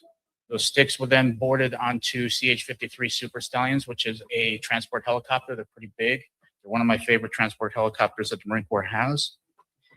And that's what we inserted into. Our job at that time was to provide security for the landing zones or hasty landing zones, which you'll see as HLZs or LZs. And then we were also to facilitate and help with the aid that was being transferred to these landing sites. And we took these helicopters because some of the roads were washed out and we couldn't reach them outside of, obviously, getting helicopter inserted in was suitable. So for us, we're not going to stick out in the open. We're going to position ourselves tactically to where, one, we have the best observation possible, which is elevation. So we then decided to secure a ridgeline that was off to the side, about 150 meters or so, probably less than that. And upon looking over that ridgeline towards the north, we see the top of this thing, and it was rotating in a clockwise position. It was transforming colors between light matte gray and a dark matte black. Now, when you have something that's through vegetation like that, it's very abstract. It's going to get your attention. We thought it could have been a building. It could have been something like that. At that point, I had a camera that was on me that I was taking video of some of the helicopter insertions, or at least when we were getting off the ship. And I actually had some photos I snapped of this from the top view of where we positioned on that ridgeline. Because we then saw that, the leader of our team decided that we had to go down and investigate. And so we proceeded. As soon as we got to this clearing, which is what this thing was basically occupying, and looking at the craft, you could see that it was octagonal shape. It had sharp edges, quarters. It had rivets. It had seams. You could tell it was pieced together and it was man-made. You could tell it was something that was built from one of these aerospace companies. Now, accompanying this craft, when we were verging onto the position, we were then intercepted by a team of 8 operators that were wearing black camouflage utilities that had no insignia, that had no marking, no rankings. Some of them, most of them were wearing ball caps, is what I can recall. They then searched us. They then seized our weapons. They cleared them. They took our magazines out of our pouches, dumped them, kicked them off. They kept a couple guys at standoff distance while we were searched. They took photos of our IDs, and they started to basically threaten us to say, hey, it's easy to get lost out here. You can get killed out here. You can lose you out here, things like that. And as that's going on, we were seeing these trucks come up, which look like that. They could either be Ford F-350s or they could be Toyota Tundras, up armored, and they were pulling these trailers. Now, these trailers were like a miniature version of a shipping container that had mini split HVAC systems on the top of that. Now, when I first saw this, I had speculated, even when I first came forward in 2023, I had speculated it was a drug running operation because of the HVAC systems. So these trucks were loading these containers, which were about 4 of them, onto the platform that's underneath this craft. Now, I only remember seeing 4 trucks. And as soon as we're going through being searched, the trucks then disappear. I don't think they may have went onto the backside. And that platform started to raise up. It then met with the main part of the craft right there. And as soon as it came together, it started, obviously, the rotation didn't change. It was an audible hum that you could only hear, which was like a guitar amp or an electrical transformer kind of noise. Not as identical, but if you guys can understand how they would sound, this is what it exactly sounded like. And as it met with that craft, it decided to raise up, and each of the corners of this craft started to basically show a color: red, yellow, green, and blue are the only lights I can remember seeing. As soon as it cleared the tree line, shot over to the left of us, which is towards the ocean. And that thing, obviously, it did not disturb the trees, did not produce any kind of rotor wash, did not break the sound barrier. But this thing went from thousands of miles an hour, possibly hundreds of thousands of miles an hour instantaneously like that, like a spark off a grinding wheel. And it shot over to the left. Upon that craft departing, they had told us to turn around and traverse back up the hill. So we did that as they're still threatening us, wanting to shoot us, things like that. And as soon as we get back to the LZ, which we trucked up the hill, went down back to where we were at, we were then accompanied by a gunnery sergeant who I'd never seen before, who had a radio, and he called basically for us to get out of there. We were adjusting our gear because when they put our weapons back, they slung them on our back, basically buttstock here, and it'd be very hard to get them off of you. So we had to help each other before we decided to go back onto the ship. And we were briefed by a rear admiral subsequently after that. Now, my camera, they did not find in my dump pouch. Now, when we actually concluded this operation and proceeded to go on Liberty in Subic Bay in the Philippines, the first night on Liberty, I come back to the ship and I find my camera that I actually had stowed in my locker, which was secured, was on my rack. The memory card and the battery that was in it was missing. So I had then retrieved another battery out of my locker, put it in, and it wouldn't work.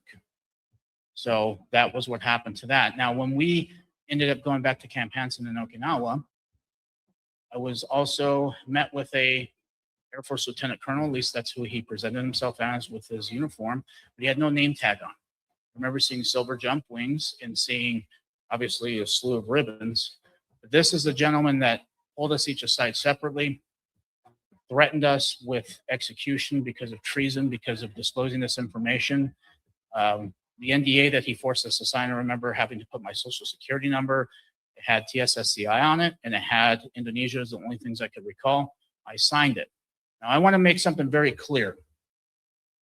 These NDAs are not legal by any means. I have not had any kind of repercussions legally. This is the reason why I decided to testify to Arrow. This is the reason why I decided to testify to Senate Select Committee of Intelligence as well as Senate Armed Services. And I've yet to have any legal ramifications from doing so, which is why this is public. So if there's anybody out there who is worried about that, rest assured, as long as it's something that falls under this umbrella of unconstitutional and illegal, you're going to be fine. We can help you with that. So at the time, as I came forward in 2023, I was approached by a couple of senior operators that were out west of the United States. And they had provided a context to me with evidence, as well as showing me a few things going out there. But this was not for drugs. These were psionic assets that they were recruiting from Indonesia. Now, they'll say it's a psionic recruitment operation, but it's still human trafficking. Okay, they had humans that were in these containers. And the reason why they were doing this is because there is something about third world countries that have people that are more enlightened and more consciously adept, which is what they want. And what I mean by they are these illegal, unconstitutional legacy programs. Now, I also want to make another distinction between this, that a lot of the people in these programs are not evil people. They have been hoodwinked for decades until they find out that they're a part of something that could be monstrous and potentially criminal. In a lot of cases, it is. So since having that happen and providing that to me, and then to go back and tell people like him, as well as some people in the government that I'm working with, as well as federal law enforcement. So this is an ongoing problem. I'm not going to get into how I know this, but just understand it is an ongoing problem. The other ongoing problem, too, is obviously Arrow. When they had put out my testimony through volume 1 of the Arrow report that they released to Congress and the public, they completely misconstrued my testimony. They said that I saw an extraterrestrial spacecraft and I was intercepted by a team of U.S. special operators. First of all, I didn't know who these guys were. I didn't know what their backgrounds were until these operators that have participated in similar operations, not exactly like this, but have knowledge of it, and then include me into what they really, how they plucked them, what their testing was, how they get through this. So obviously that information has been handed over to federal law enforcement. If you guys can put the next slide, please. So this is an aftermath of obviously a downing of a non-human intelligent vehicle or ET vehicle.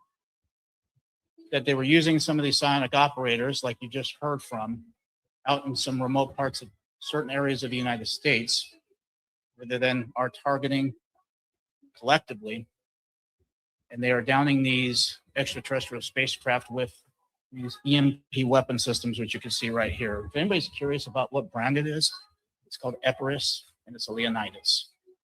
That is what the systems are using. They use them for drone warfare, for deterrence. Well, for dual purpose. So the people that produce those more than likely have no idea that these are also being utilized in that faction. Of taking down ET vehicles and using psionic assets to lure them in and to do that. So this is the reason why we're bringing this up. This is the reason why I've testified, because after getting this information, providing evidence, seeing these things firsthand to an extent, is the reason why I'm trying to get this solved as well. Because I could live with the fact that if they were actually drugs in those containers, that would have been fine. But then hearing that it's humans and it's a psionic recruitment operation, human trafficking, I feel like my duty is to help these people that are in these third world countries that are being smuggled here. And I'm going to continue to do so, and I'm going to assist it until we solve this problem. Thank you for your time, ladies and gentlemen.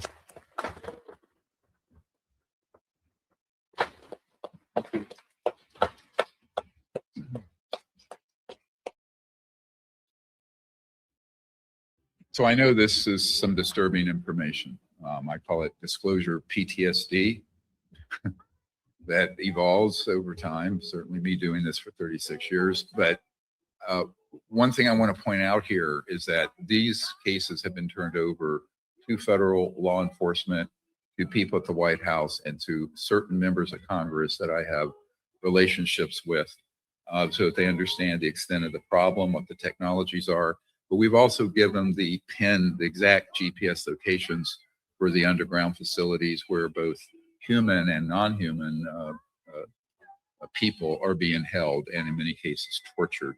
They are euphemistically called the extraterrestrial biological entities. They're refugees, but they're actually captive when they've downed their craft.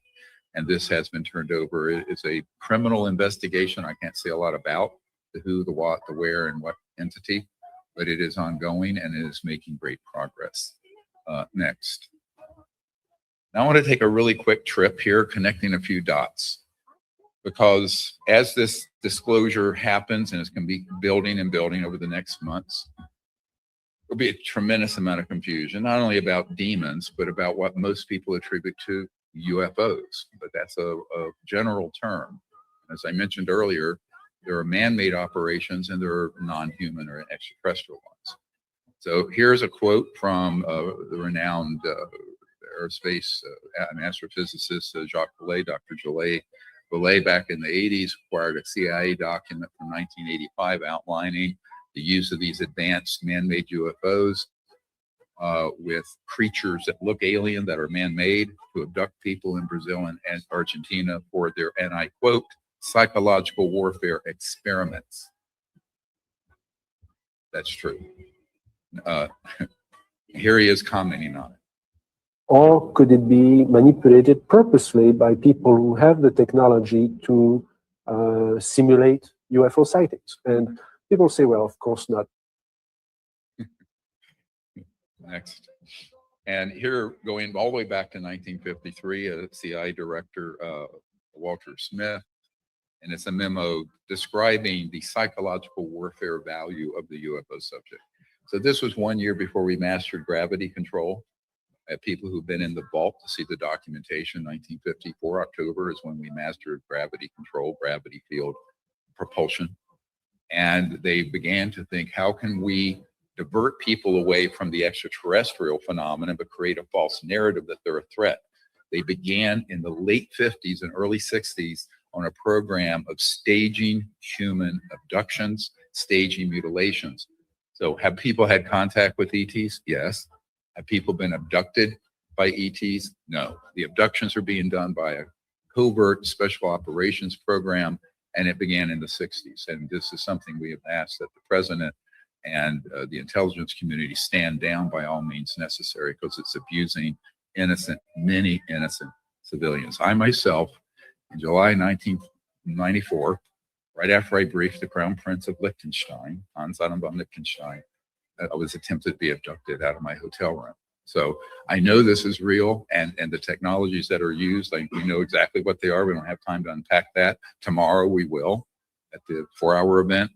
But I think you need to understand this is under criminal investigation also. Next. And here is a colonel who's known as Dr. Death. He has a PhD in death and decay thanatology, Colonel John Alexander.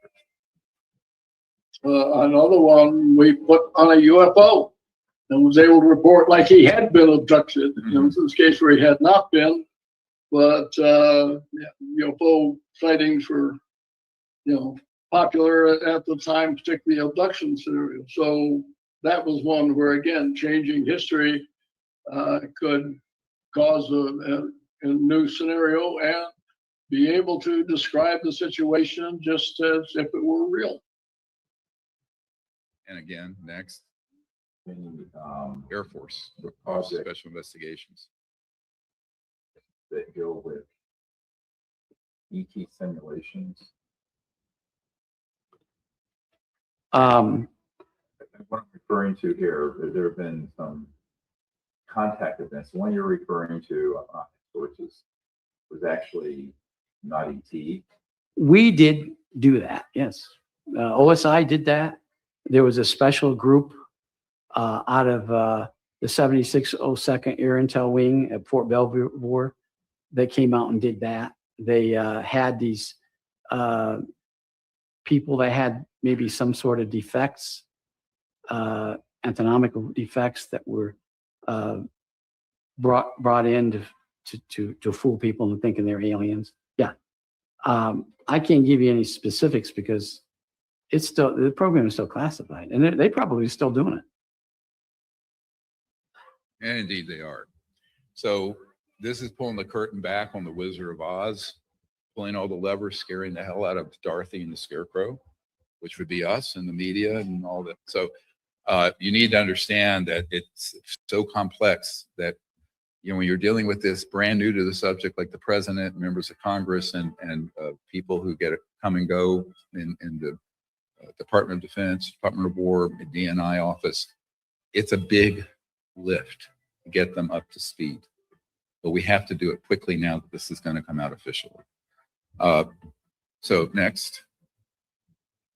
I think the most important information will be the biologics that are not human that have been discovered. And like even some of the briefings that aren't classified just need to be out in the public. I mean, I had someone come and brief me who was in a military uniform, worked for the United States Army, that was briefing me on the locations of hybrid breeding programs where captured aliens were breeding with humans to create some hybrid race that could engage in intergalactic communication. An actual uniformed member of the United States Army briefed me on that.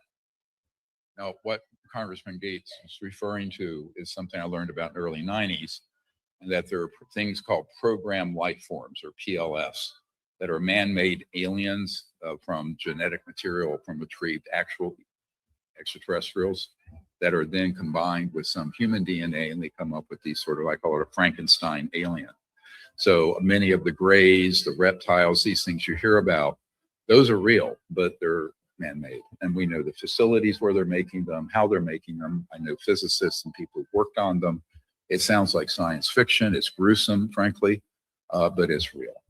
And I think this is, people need to understand that. Next.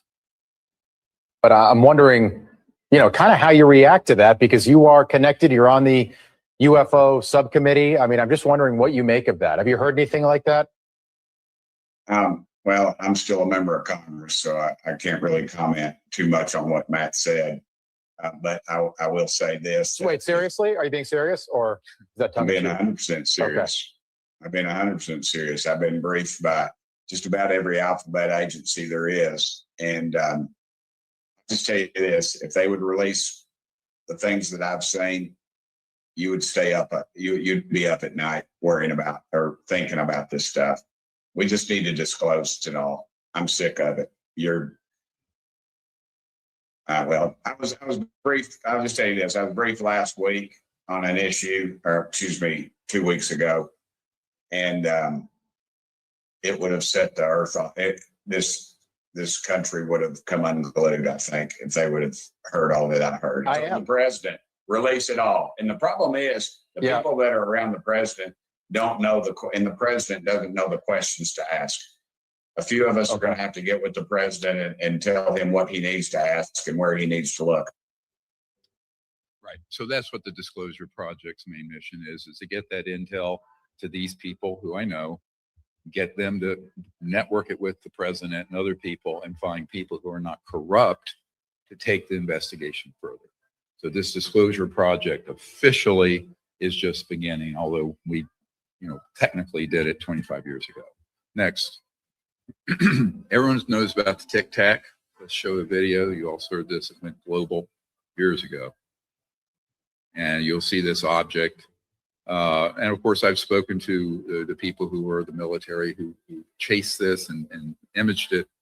At the time, of course, everyone said this was an alien craft, and it was released.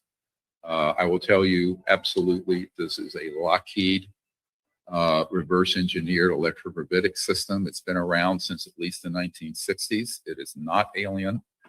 Here is a sighting, a representation, 1967 in Wickham, Pennsylvania, up here. You're talking almost 60 years ago. Here we have a whistleblower from the Azore Islands who does not want to come forward during the first Gulf War, who saw one of these being offloaded off of Hercules, the transport plane. And then you'll see next is one that was in I cannot disclose the location, but in the Middle East, not that long ago in 2015, that was going to be deployed in that theater of operations.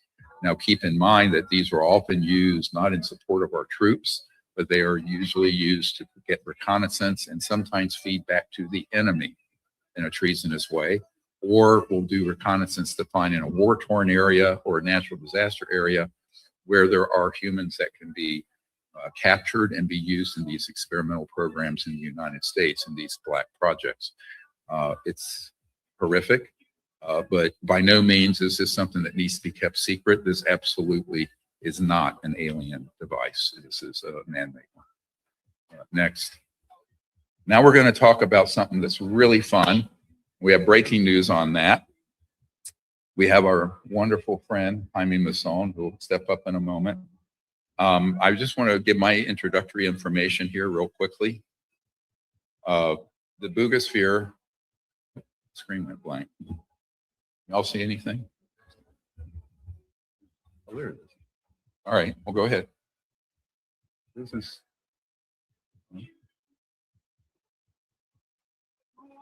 technical difficulty. Oh, now I have it. Okay. So this object, back in March of last year, was flying around Buga, Colombia, South America. It is an extraterrestrial object. We've done the analysis on it. It is electrogravitic anti-gravity. It is not a hoax.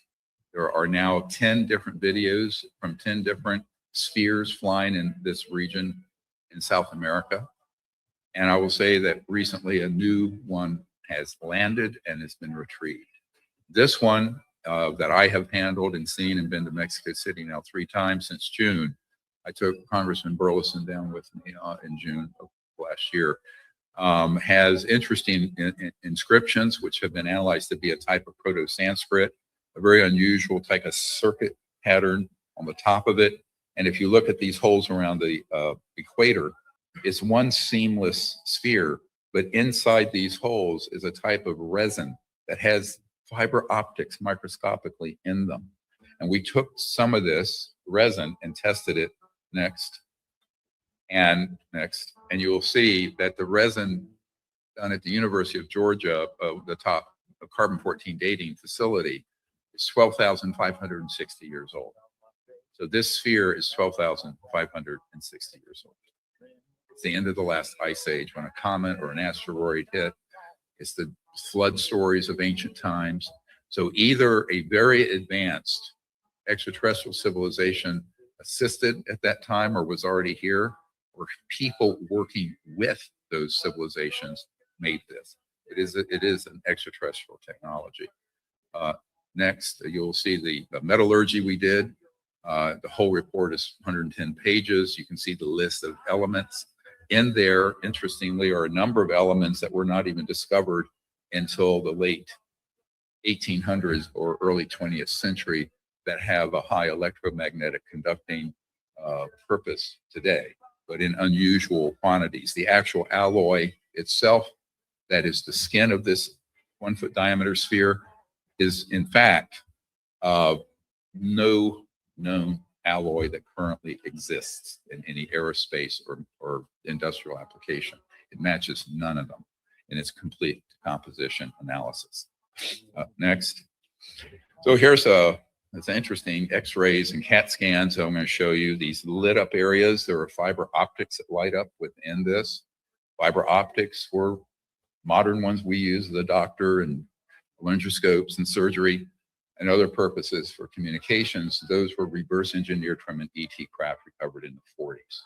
That's where you got your best integrated circuits, and fiber optics and also night vision cell technologies were from reverse engineering extraterrestrial vehicles. Next. Here is a very unusual structure from the CAT scan. It used a tin filter to get some of the colorization and elements. Interestingly, this structure no longer exists in it. This was taken not long after it landed. After it got too close to a power line, it shorted out and landed. That's how we have it. And a man picked it up. But what's fascinating about this is that when I saw it, I immediately thought this is some type of superconducting low temperature plasma.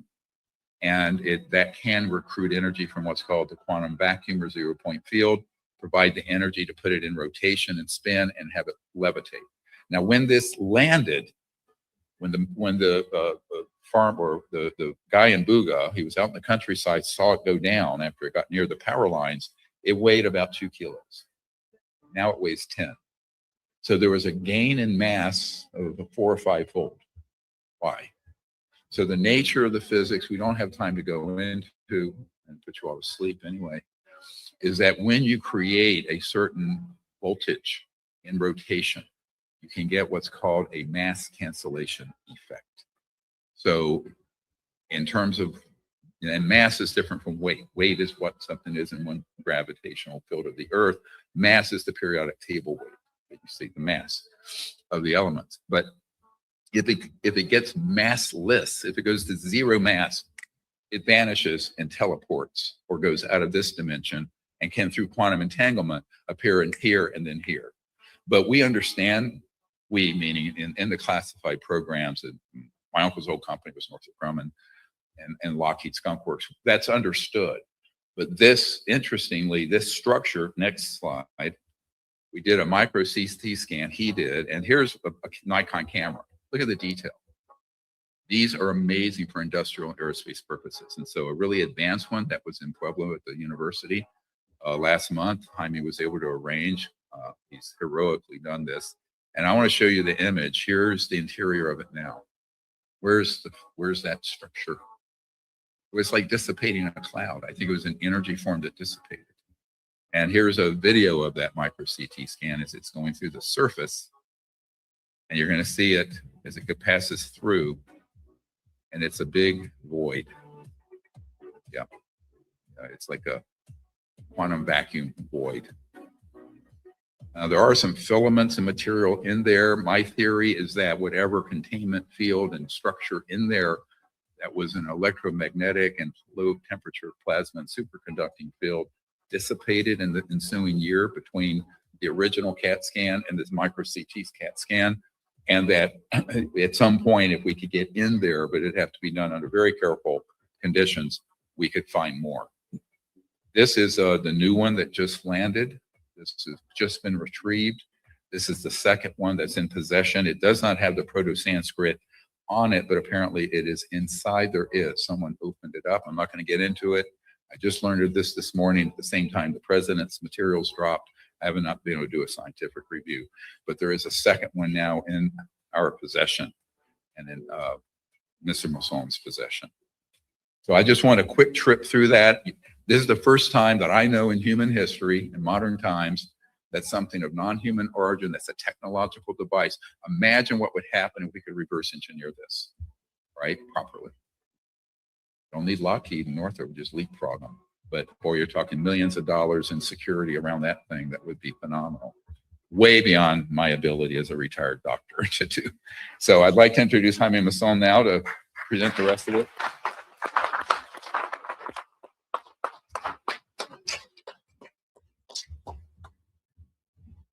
Thank you. It's been an adventure. As you know, I am a journalist for the last 55 years. I was head of 60 Minutes in Mexico. I am an investigative reporter. I have now a television channel, a mainstream television channel, 3.3 nationally in Mexico, and we are able to broadcast every news around this phenomenon every day. Then you want to watch it, it's in Spanish, but we have all the information there all the time. Okay, let's go. As Dr. Greer said, on March the 2nd, 2025, this sphere was moving very close to the first witness, Maria, who recorded the sphere, very near to her house.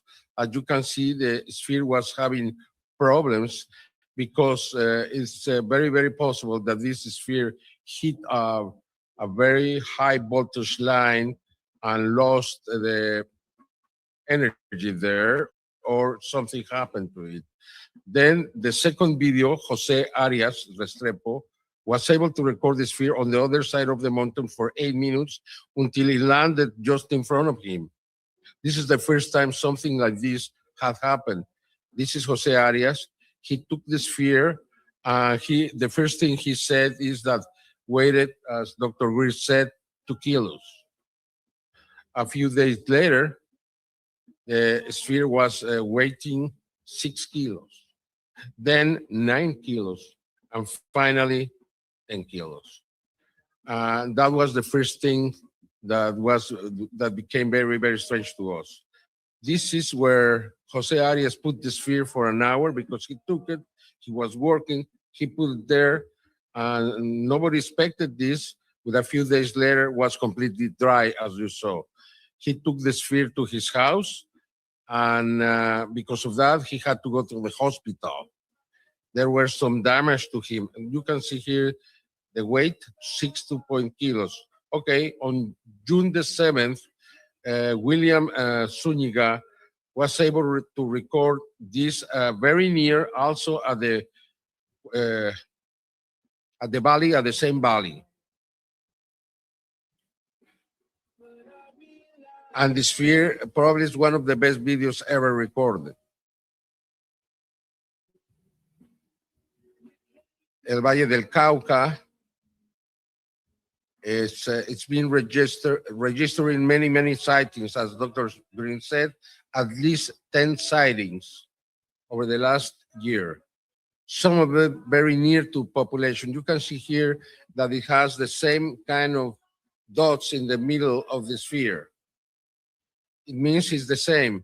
A few months later, just a few of the videos, because there are so many and there is no time to present them. But in this occasion, a parapente was flying, also in the Cauca Valley, and they were very afraid because the sphere was flying very close to them. Then this is January 29th this year. 2 brothers, a sister and a brother, were working in the top of the hill when this sphere got very near to them, probably 9 feet away from them. When she pointed to the sphere went away. And her brother saw it, and then they started running and recording the sphere. El Chupi, the man Jeffer, was trying to get close to the sphere. But they were able to have very good images. As you can see, this sphere is smart. This is something we don't have.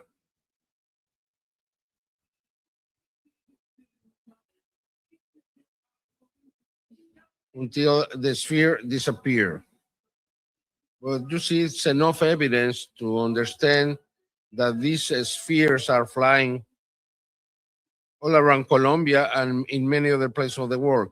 These are some of the analyses that were done by the university in Mexico, and they were the first to found the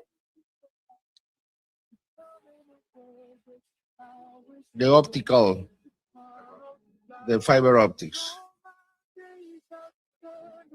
You can see them. They are all around the sphere, everywhere. These are in the little holes. This inside the little holes, the black holes around the equator.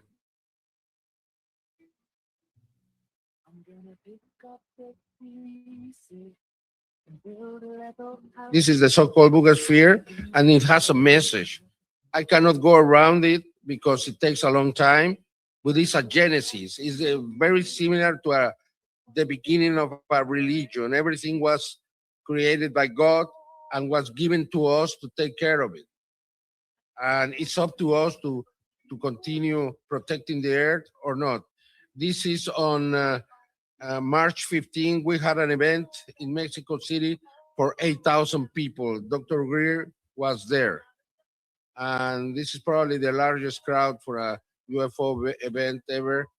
And we stayed there for 4 hours. Dr. Greer can tell you, and nobody left. Nobody left. We presented all the witnesses, all the evidence we had. We presented the message, and was a great event.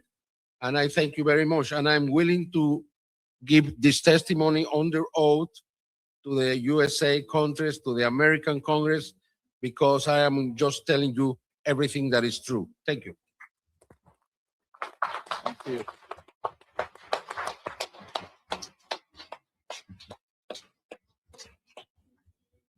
So one of the conclusions I have come to with these boogosphere activations, of which there have been a number, is that there are remote sensing devices that are 12,500 years old that are picking up some sort of either cosmic energy or electromagnetic or magnetic field disturbance around the Earth. It's a bit ominous because when these were active last, there was a massive Earth change event that occurred. The so-called flood stories of ancient texts and in the Bible. But these are not being activated just willy-nilly. All of a sudden they are being activated here and other places. You have to be careful.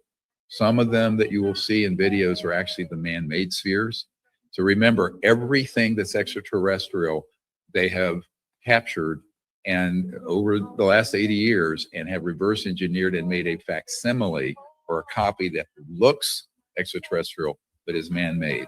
And this is where you need real subject experts looking at every bit of evidence that comes out of the Trump administration and the Secretary of War and the US government, because this is a highly specialized ability to distinguish between man-made and non-human technologies, images, and it's very few people have that expertise, and this is what we're going to have to watch for very carefully.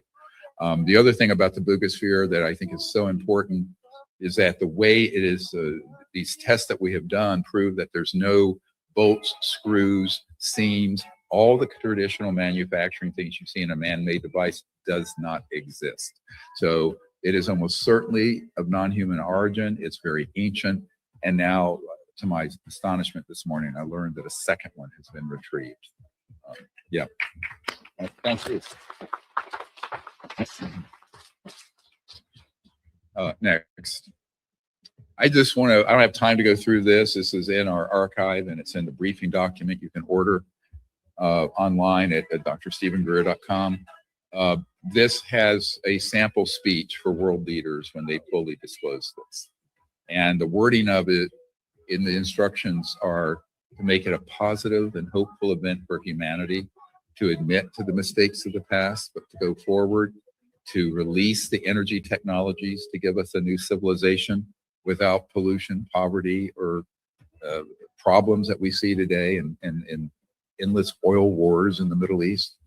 And also to make peaceful contact with these civilizations, because at a certain time, humanity will mature to be a peaceful global civilization and will go out amongst the stars, but not alone. And they're here and they're waiting for us with open arms if we can go there peacefully. We are not allowed to go out there as we currently are as a warfaring backward civilization. We have to become peaceful. Next.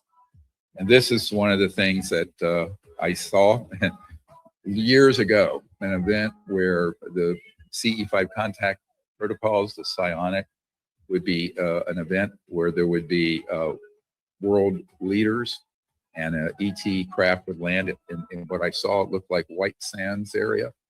And this was in a remote view, because that's what I do. I mean, I was a meditation teacher and a remote viewer before I was a medical doctor, my misspent youth. But had fun doing that. But I clearly saw this happening, and that there was an elder ET that would come out of this and it would be seen by the whole world. So at some point in the future, I think we will have an open landing and peaceful contact event. And I think that's what we need to encourage our leaders, not just here, but around the world, to pivot towards, instead of just fear mongering this with nonsense. All right, next, I want to just open this up now. Getting late. We're running about 12 minutes late, mostly my fault.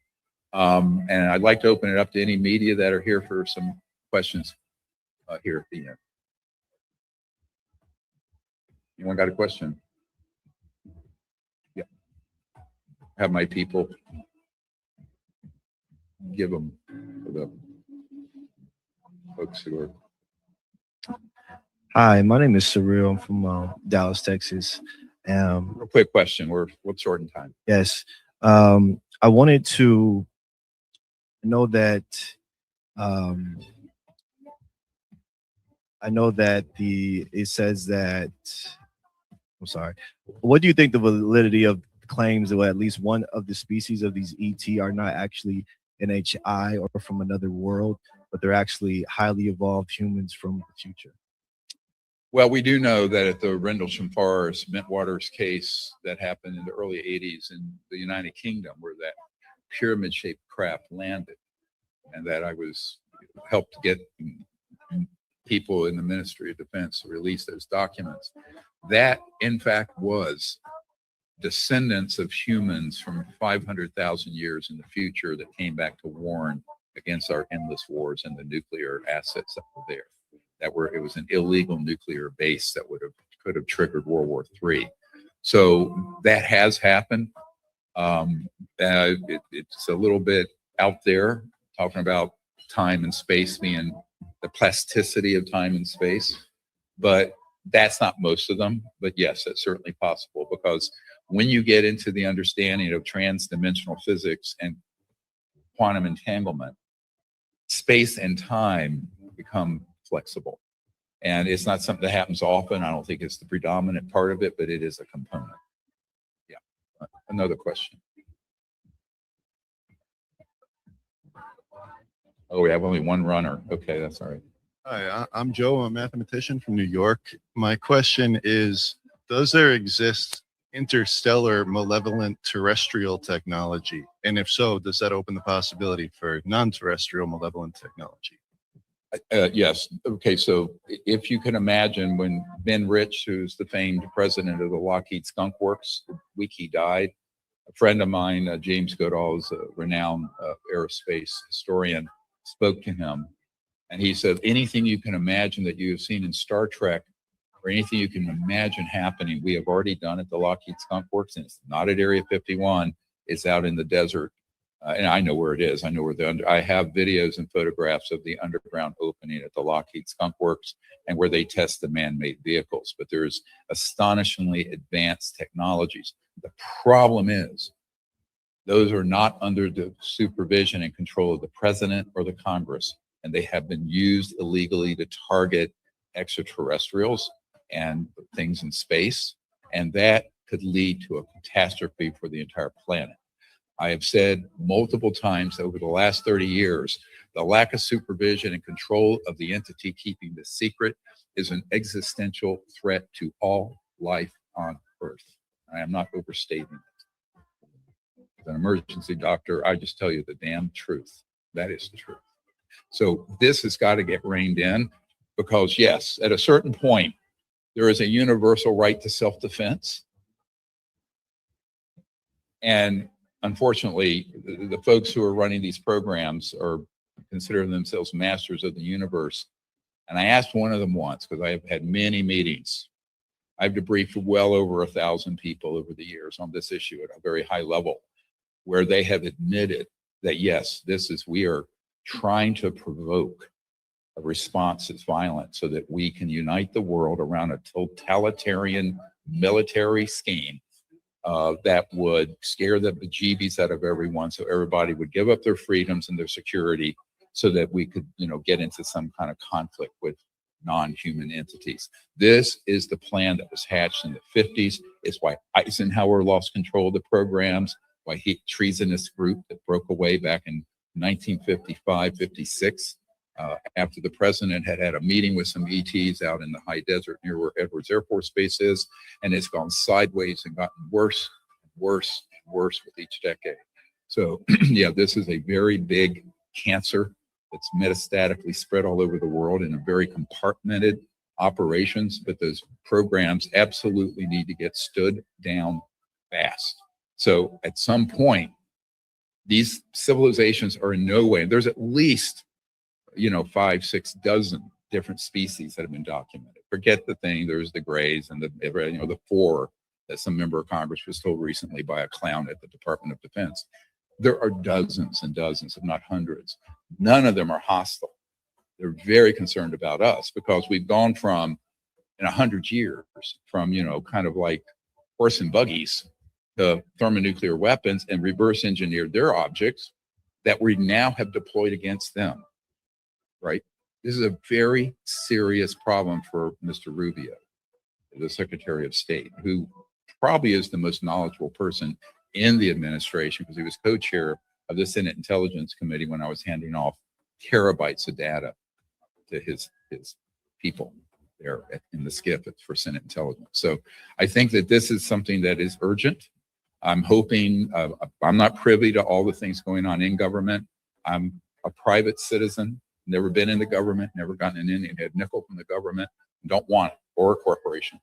But I do think it's time for us as citizens to demand that these criminal enterprises be stood down, that they be vigorously stopped, that it be non-kinetic, if possible, non-violent, but by all means necessary, the aggressive use of those advanced technologies which do exist, those need to be stood down and stood down hard as soon as possible. I think we have time for maybe one more question, and they want us out of here at 5. Yes, ma'am.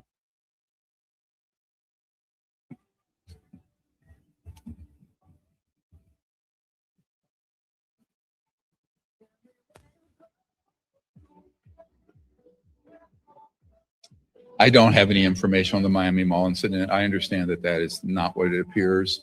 I've never been able to get a credible read on it, and I deal with things that I try to prove scientifically or through multiple corroborating witness flow. Now, remember, what you're seeing here are the tip of a huge iceberg of whistleblowers, and we have literally hundreds of them. But most of them do not have the courage of these men to come forward. And I just want, in conclusion, to thank all of you and the media, but also to thank these guys, Batista, Anderson, Castle.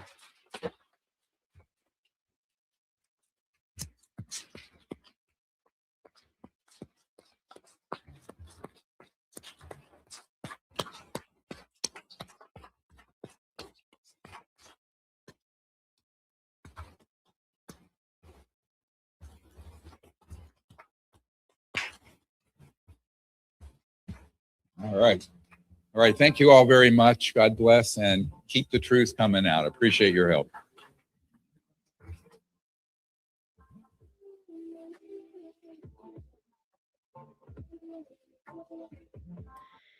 All right.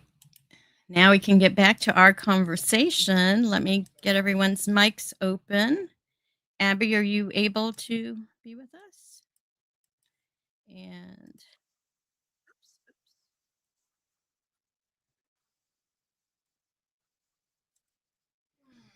sorry about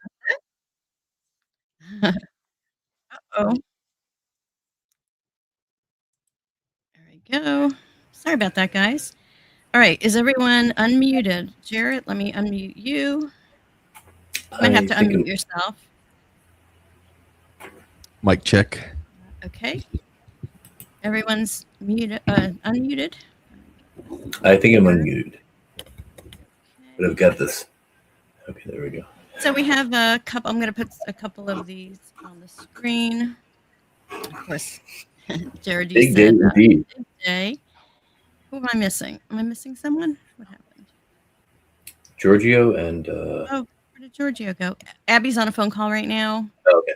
Oh, here we go. Here's Giorgio. Giorgio, you're back. Is your mic? The gods Okay, are there we go. with us. Okay. I'm back.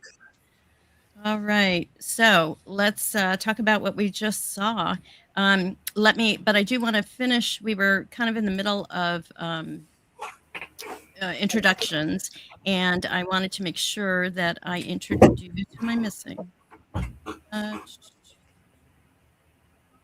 Abbie. Abbie, you ready? Is she ready?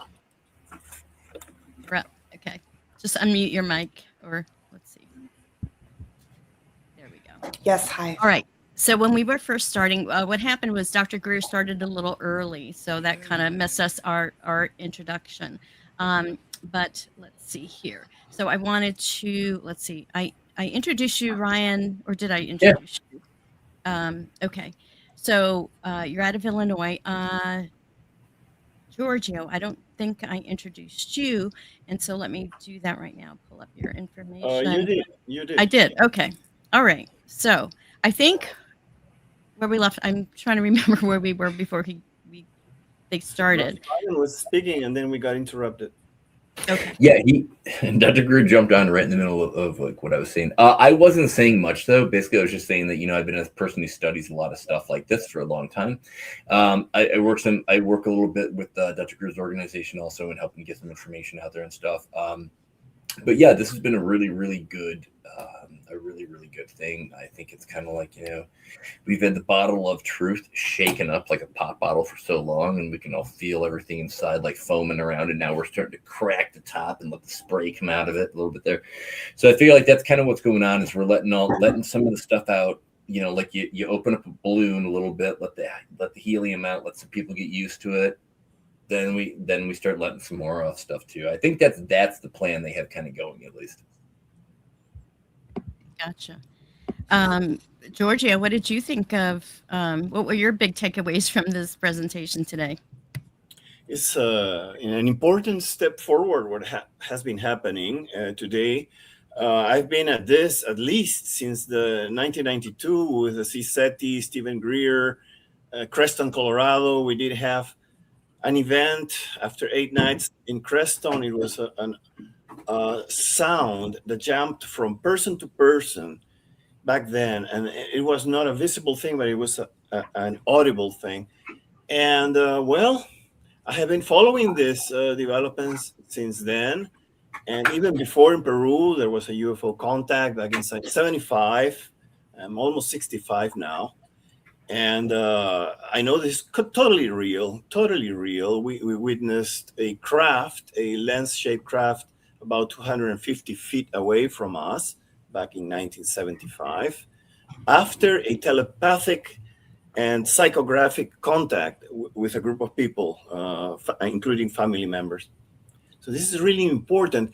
And it's been like 52 years, and I wish this could move faster. I'm very happy that today it seems to be making a little quantum jump ahead, and this is what we need. Exactly. Jared, but how about you? I know you were very excited about a couple of different things today. Yeah, I'm pretty vocal and I'm enthusiastic about this topic. You could say I'm probably one of the primary cheerleaders in the background, cheering on this effort, just because like I have a particular awareness, or I know stuff. So this is, for me, this is a big W. It's a big dub in the books.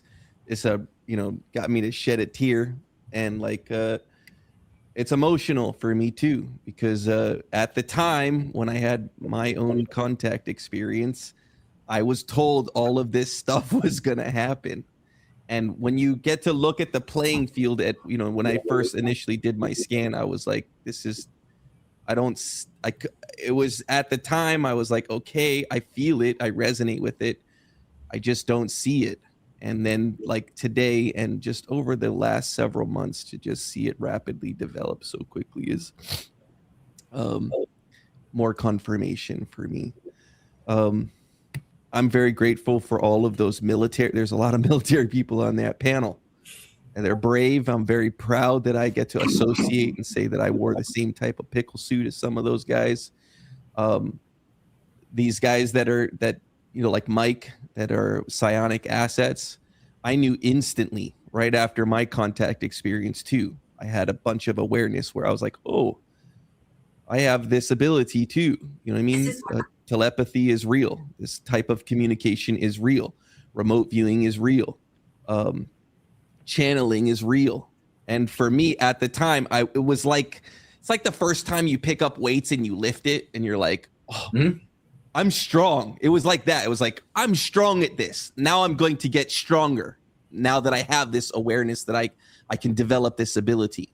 And it was like that for me, where it was like, I'm sitting there grinning, knowing that I get to go to school and learn all this and become like, this is like I was like, this is the coolest origin story.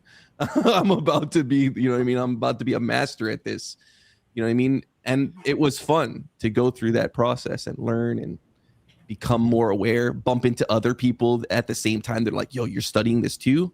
How'd you get here? You know what I mean? And sharing those moments with particular people and making those connections, because in this world right now, there's a lot of people that are just waking up to it. There are other people that have been like Dr. Greer, who's been 30 plus years. We've got some channelers and psychics too, over 40 plus years. They've been sharing this message and about contact. So I'm very lucky that we've had so many people that have paved these roads so that I could sprint down it as fast as I could. They had to do all this work. I'm over here like, yay, I get to enjoy the road that this whole system you built. Thank you. I'm filled with gratitude. Thank you for letting me speak. All right. Thank you. Abbie, what about yourself? What did you think about what we heard today? What stood out to you? What's your big takeaway? Yeah, I mean, I definitely agree with Jared. We stand on the shoulders of a lot of people who have done a ton of work. Seeing the video of Dr. Greer 25 years ago, little baby Dr. Greer, was, I think that's just a testament to how long this has gone on, and significantly longer than that. The fight that has been happening again and again, the military personnel who continue to struggle with being able to tell the truth openly and publicly without, being scared for their lives. I appreciated that all of them, and I'm sure this was very much on purpose, all of them clearly stated, I will stand in front of Congress and I will say this again. I will say this as many times as you need me to say it, in front of as many people as I need to say it in front of, in order to get this message across, which was definitely on purpose. Something that stood out to me was the recognition, something that stood out to me when I wasn't totally trying to completely ignore the music that was happening in the background, the signal jamming. Oh my God. That was, that almost worked on me, but it was hard. So anyone else who was struggling with that, I feel you. But I appreciate when we have conversations about the narratives that exist, the plural narratives that exist in this topic, that are meant to incite fear in us, depending on what exactly you are afraid of, one is afraid of.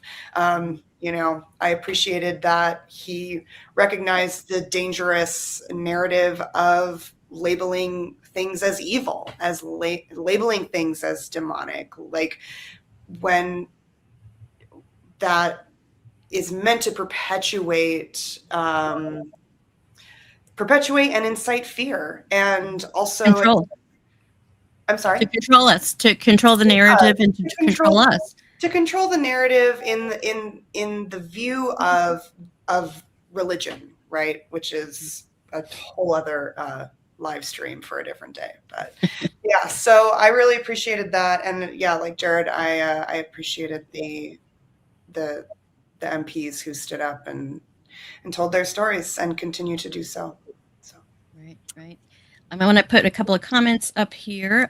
Derek Broussard is saying he's definitely more informed and he wasn't aware of the second sphere, which I think we all found out that was all new for us. And then we've got Michael Carey, who says that Crestone, Colorado is a center, my friends.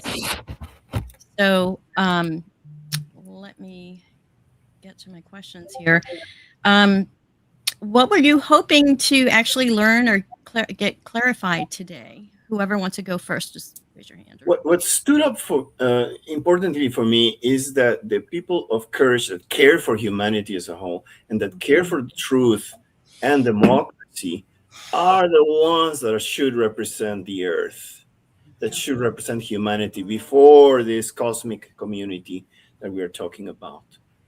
And they could also be very simple people in third world countries if they have this heart, and non-contacted tribes and First Nations, people from First Nations. And it's not necessarily the elected leaders or non-elected leaders. It's people with a heart. I think that those, and the contactees, I think that, and these very courageous military personnel that are standing for the truth, and I think that they are part of that group that the ETs want to communicate with. Right. Kevin Briggs is saying something here. I think acknowledging channeling and other natural human psychic intelligence abilities, when we recognize we can communicate with our star families at their level of consciousness. So, it's very interesting how the whole UAP thing, we got this whole military industrial complex, and how basically they've taken the technology and weaponized it. And then, then we have the people that have been contacted. And I don't know what happened to Ryan, Brian, hopefully he'll come back. The people that have been having the contact, like Jarrett and others, that I've heard that it's all about love. To get to the level of communicating with the ETs, we have to be in the higher vibrations of love, peace, gratitude, not fear. And that's the big difference, because the military, it's all about fear. It's about war. It's about killing. It's about, look at what's happening. I want to chime in on that. It's not all about that. I think this is a misconception right off the bat. The military is made up of fucking people, excuse my language, but they're regular citizens. Right. They're regular people. You can't, this is an illusion. That's why a lot of people point to they or this group, and they think of it as some separate entity. But you have to understand, every action that was taken, there was an order given, and somebody signed off on it. So when it comes down, that's the part that's going slow, is there's a trail for everything. You do this and taps this person, and they go out and do the action, and then go back and say hello, I completed or did not complete said action, and it's documented and signed off on. So there's a rhyme to the reason. There's a process to the to the action and procedure. That being said, some of the function is to take care of, for me, I'm a retired medic. My job, when you're saying that was all it's based off of fear, I'm over here saying, nope, that's not my experience. That wasn't not the people around me's experience either. These were dedicated healthcare professionals trained to take care of people and heal them and their families. So, but I'm talking in general. You can't put it in a catch-all. But I'm talking in general. The military is about war, not the individual people, but how can we have peace on Earth when we put so much money and effort and time into military operations? That's kind of what I'm saying.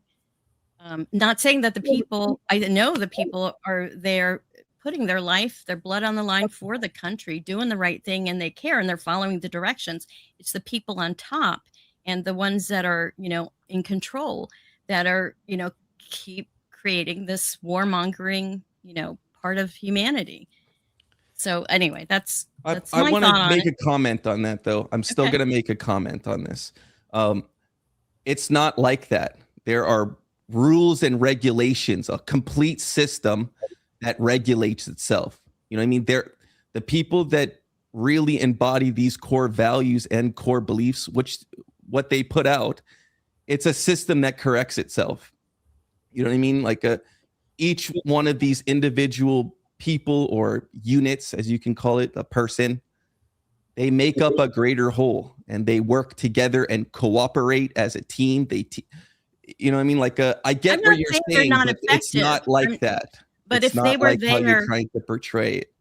but what I'm just saying that in general, war But this isn't a operation. general box that you're trying to put something in that doesn't fit in this box.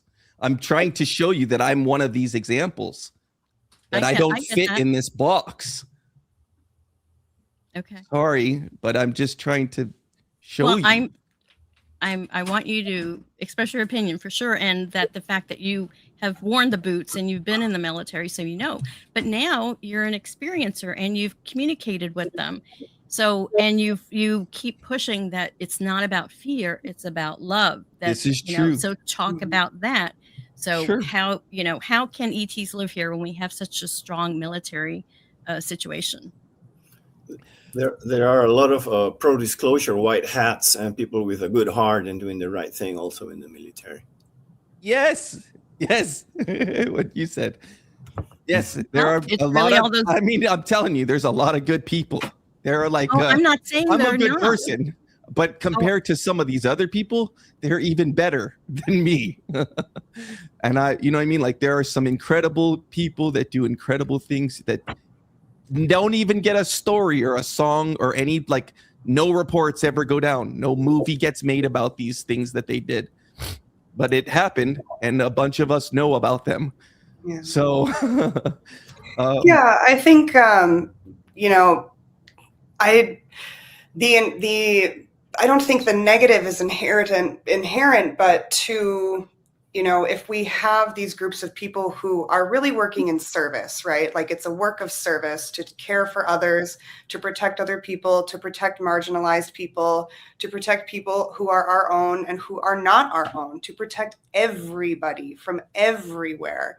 And instead of, a lot of the current missions are based on destruction or death or taking, like a taking, instead of operating out of care, right? So showing up and doing the job and doing the work and working in service of care from the top level. It's like it would be a total flip to have a government that operates from a heart center, that operates from a place of care where the dedicated service people, the white hat people, the people who are ready to work in service of the collective, no matter who the collective is from a place of care and peace. That would be a miracle. Yeah, when I worked in the Peruvian Air Force as a civilian advisor for the UFO Research Office, the idea was, these are incursions into airspace without permission. We need to know what they are. They could be a threat. We don't know what they are. The same as here. That's universal. But then again, within the Air Force, there were some contactees. Many people, some spoke about this, some didn't, most didn't because they were afraid of speaking. The same as here. This is an international situation that repeats itself very much. And I kind of take a middle ground. If we overemphasize the threat aspect, we will never get to find deeply who these beings are. But if we listen to the experiencers within the military and in civilian life, we will start learning about them and probably develop a relationship rather than see them only in one way. Oh, they must be considered a threat. No, that's no way. That would be no way to make progress. That's it. I want to add on that too. I think if you approach this situation from a not only love and gratitude, those are the good frequencies, right? Somewhere in there, but with a childlike curiosity before you were programmed to like be afraid of A, B, C, or D, 1, 2, 3. When you just come at it from just a curious, like I'm having fun, this is all new to me, I'm here to try something new. The results tend to be better. Like you're gonna get a better outcome when you approach it with this type of, like when you're taking these specific actions, it knows, like it vibes with you, like I'm curious, I'm trying to have fun here and figure it all out, you know what I mean? But I'm giving myself permission to make it fun and easy. And when you have this in your brain, that's the sync, that's like the connection that happens, or at least from my own experience compared to other people's. You know what I mean? I'm into that. Like I'm always into the whatever, having fun, you know, or it's a vibe that you're trying to put out. I'm also very inquisitive and curious, you know what I mean? Almost to a fault sometimes. It's a resonance with the phenomenon. Yes. Yes. Absolutely. Let me put some other comments up here. Anna Miranda is saying exactly that is why this type of event are so important, and the CFD initiative. And let's see. You have to incorporate discernment in the UFO space. There are so many deceptions orchestrated by some key players in the paranormal field. And that's true too, because they kind of group everything together, you know, the spirituality. And I don't know why we lost Ryan, because he's a parascientist, you know, and he studies the paranormal as well. And Abbie, you're a psychic as well. And, you know, there's so many levels from, you know, human spirits that have passed on to angels, you know, to then, of course, the ETs. And we communicate with them telepathically. And so this is, I think, what we have to learn as humans to develop that. And also, it's my understanding that we have to raise our vibration. They kind of lower theirs, and we have to raise ours to get, you know, to communicate with them. Is that... how do you talk about the psychic aspect of it, Abbie? Well, I just wanted to echo the comment about incorporating discernment, especially today, as we get files and videos and documents, and people start taking them for their own and writing things. And I mean, it is a free for all at this point. And so being able to use our critical thinking skills to look at our sources, to listen to people with lived experiences, trusting those people, reading the history books, knowing whose shoulders we stand on, like all of that requires discernment and education. I mean, like knowledge, learning, and listening and understanding. So I just want to say that. Oh, hi, Kitty. But can you ask the question again about what you had said? I wasn't. No, I was just talking about the spiritual aspect of using raising our vibration, because they're at a higher frequency. So we have to raise our vibration to that higher frequency to be able to communicate with them. Also being quiet, going within, you know, being in that place of peace, I think is where we have to be. Now, of course, I haven't had any experiences. I'm only expressing what others have said, or at least my understanding. Not that you can remember yet. Well, exactly. I'm not an experiencer yet, and I may have had those experiences, but I don't remember them. Giorgio, the experience you had in 1975, I think you mentioned it earlier, but tell us a little bit. Was that a telepathic kind of thing, or you just, I don't, tell us the story again. No, I had an uncle from Italy that was practicing the silver mind control method for a long time, and eventually he developed the ability to write automatically with another lady. Very good. And they both wrote the same appointment on a beach called Chilca, south of Lima, maybe 40 miles. And a group of 10 of us saw a huge 40-foot diameter lens-shaped object come out of the water and hover about 10 feet over the ocean at about 250 feet from us. So that's when I corroborated that it was a real thing. Yeah. And it was a very benign, positive experience. According to these beings communicating, they wanted us to develop as much as them, but we should help other people through healing practices, connecting what they call the antenna, so that we develop our telepathic abilities. And they suggested some methods to practice. And it was fine, perfect. And many other persons had these experiences around this town of Chilca, south of Lima. It was a whole era of contacts that happened back then, and they were positive. And do you currently have contact? Do you currently communicate with them? Yes, the contacts kind of withered away back in the 80s, but still linger in many people and groups. And yes, I had not seen a extraterrestrial being. I had a few UFO sightings, some of them very clear over all these years. But once I saw a semi-materialized elder gray about a year ago, and it was, what is it? What is he doing here? It was very close, but it was not a bad experience because I could feel his internal emotional state. And it was a guy with a good intentions, but highly responsible, with a lot on his shoulders.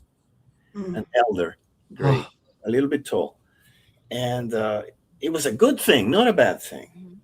So, yeah.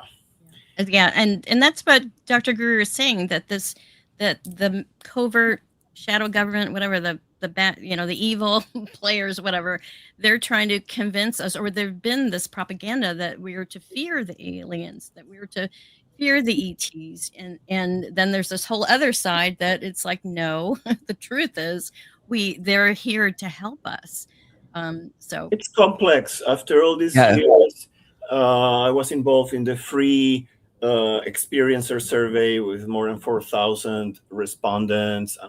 Also a member of MUFON and all this. And about 10% of the cases that people are adamant that their beings that they are negative. But it's only 10%. 30% kind of neutral, and the rest positive. So for the most part, it gives us hope that the contact is going to be a good thing for humanity. But there's a little bit of, the negative side. So I agree with Greer 100%, but I agree with him mostly. Okay. Well, I lost my thought, but let's a couple more comments here. Gypsy 5445 is saying the current administration concerns me. They are hardly coming from high vibrations of peace and love. Very nervous. The huge money private defense contractors have them in their pockets. And yeah, it's so hard because it's like now we have this illegal war we're in. There's bombing, all this happening, and yet we have all this. The data is finally coming out. So I wonder if that's a distraction from other things that are happening nefariously. Let's see. Here's another. Botanical Brother 888 says a scientist who works in the free energy and healing fields informed me that Dr. Greer transformed temporarily into a reptilian during a seminar he held in France some time ago. That's interesting. I keep seeing those. Yeah. Seeing him as a reptilian, or no, or just I keep reading comments. Yeah, in like the YouTube space that that people have witnessed. At the time I was commenting, I was like, this is new because I haven't seen it until today. But I just commented on it and I was like, well, that's interesting. a Oh, human right. reptilian hybrid. That would be something to talk about. But it's just interesting. But I didn't know that, are they negative, or the reptilians considered to I've be heard that negative? they're both. But then also the Council of Eight, they were saying that the reptilians in general tend to be a warmongering type of species. But then there's all this I whole bet they hybrid have this thing. mentality, you know, F around and find out type. Right. Yeah. Right. Well, according to the By the way. experiencers in our anonymous survey, there were of both kinds, but I think that still the negative ones were in the minority. It's very surprising. Even the reptilians were not. They tended not to be negative, but there were slightly more negative reptilians than other kinds. But Well, they're all at different evolutionary stages, right? Just Yeah. like us. So That makes sense. Or we had what they mentioned with like the bad actors that, you know, were like pretending to be something and then have these negative experiences. That could also be part of, you know, what we would call like a false positive in the recording sector. So, but with your data, I love that the overwhelming majority is positive. That's great. That's good data that we should put up front. I think that's information that should be talked about more, or like at least try to put like people's contact events that, like, for me, mine was very positive, very personal, but extremely positive. I love like you having contact too, like with a great elder. That's like, for me, I was grinning face to face, you know, ear to ear, because that's important to tell people. You know what I mean? Like, I can tell people about my contact event, but it's too fantastical. Like for me, like when I describe the face of the being that I encountered and tell people like, well, it looked like a giant tunnel or like a swirling eyeball. And like people, you know what I mean? That'll get people's eyeballs to go, wait, what? You know what I mean? And I think it's on purpose. They do that like to build a backdoor or a permission slip for people when you tell them about your experience.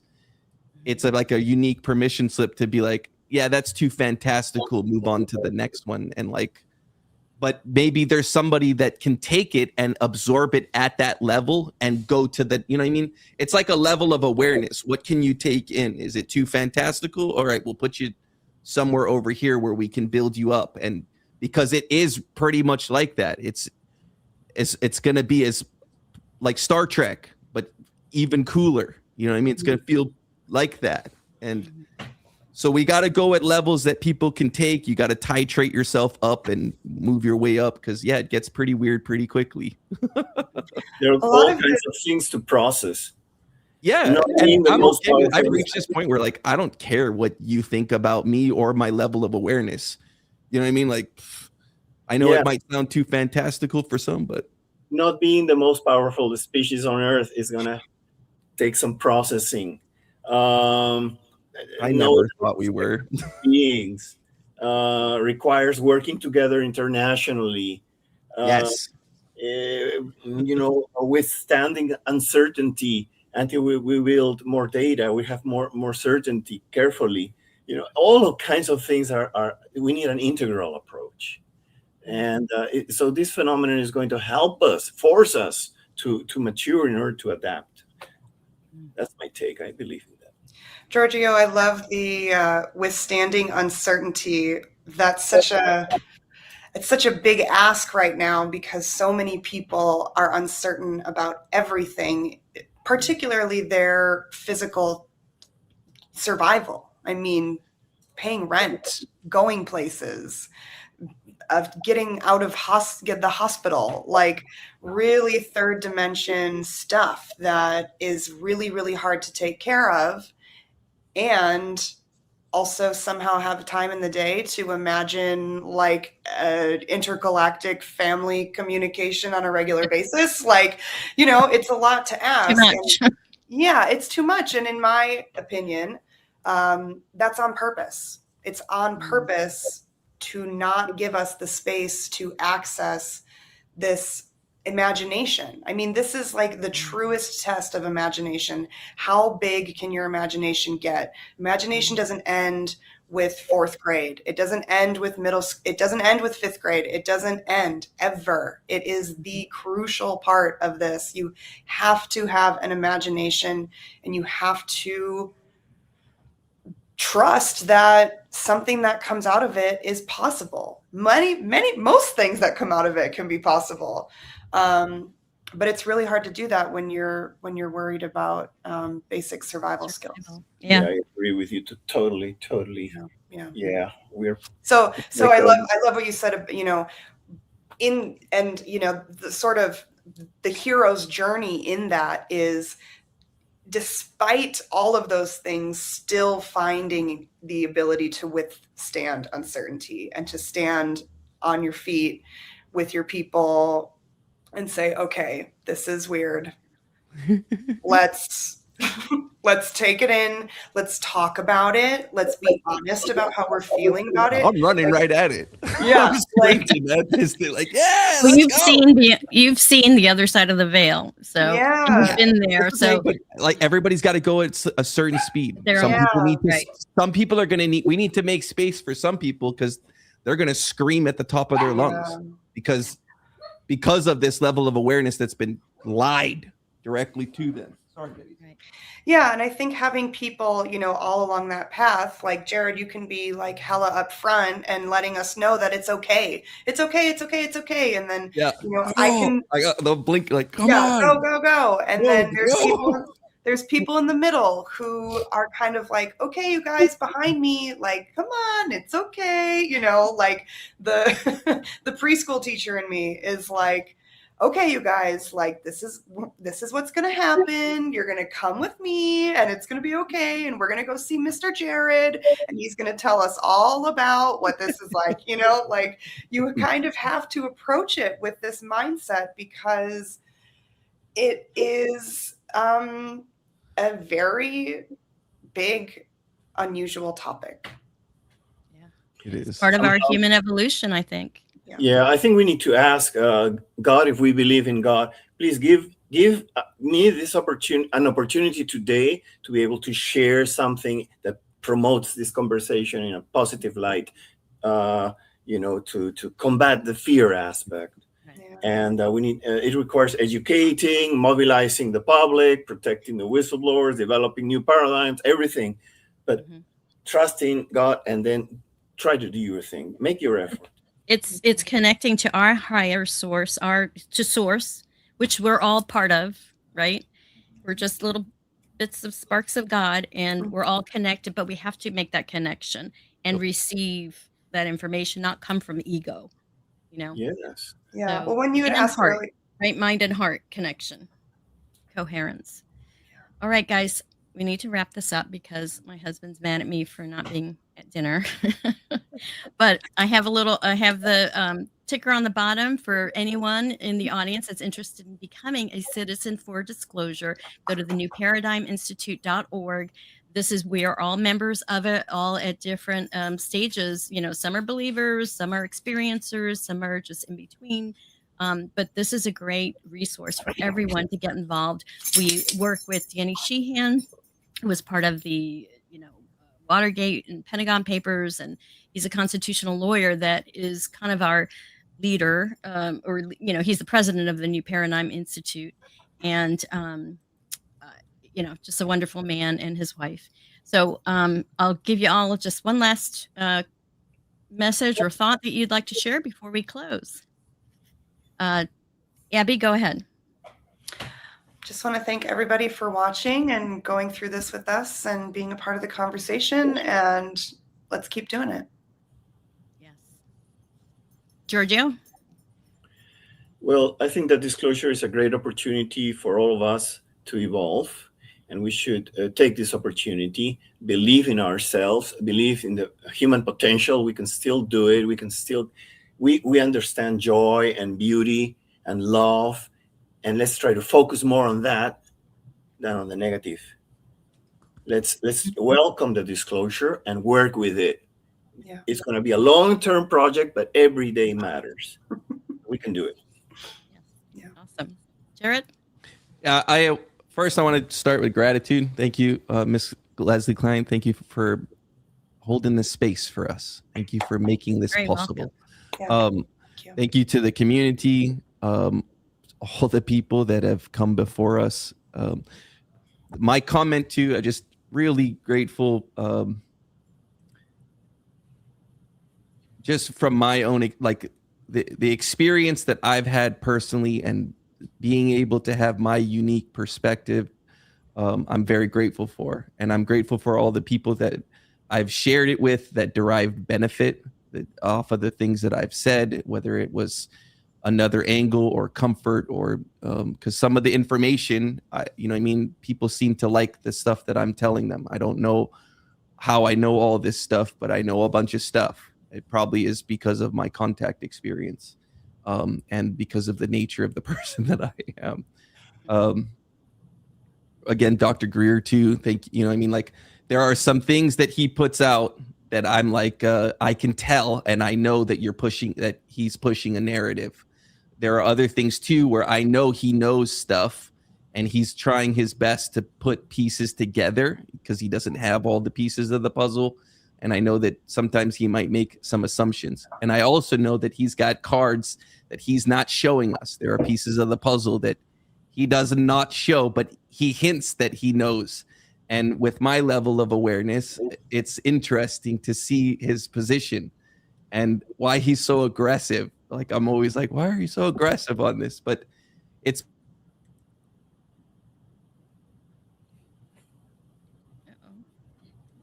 Jared, you froze. Internet. Give him one more minute. Yeah, we lost Ryan before. All right, guys. Well, with Jared being frozen right there, I guess we'll end the program. Thank you all so much, Abbie, Giorgio, Jared, Ryan as well, and Dr. Greer for doing this, because my goodness, he has been in the fight. And, if it wasn't for him, I wouldn't know about any of this. And I know he's, there. I believe his heart is in the right place, but he's been through a lot. So I'm, definitely support him. So thank you all for today, and I will see you next time, the next time we have Disclosure Dialogues. Thank you, guys. Thank you. Take care, everyone. Me and everyone. You're welcome. Peace out.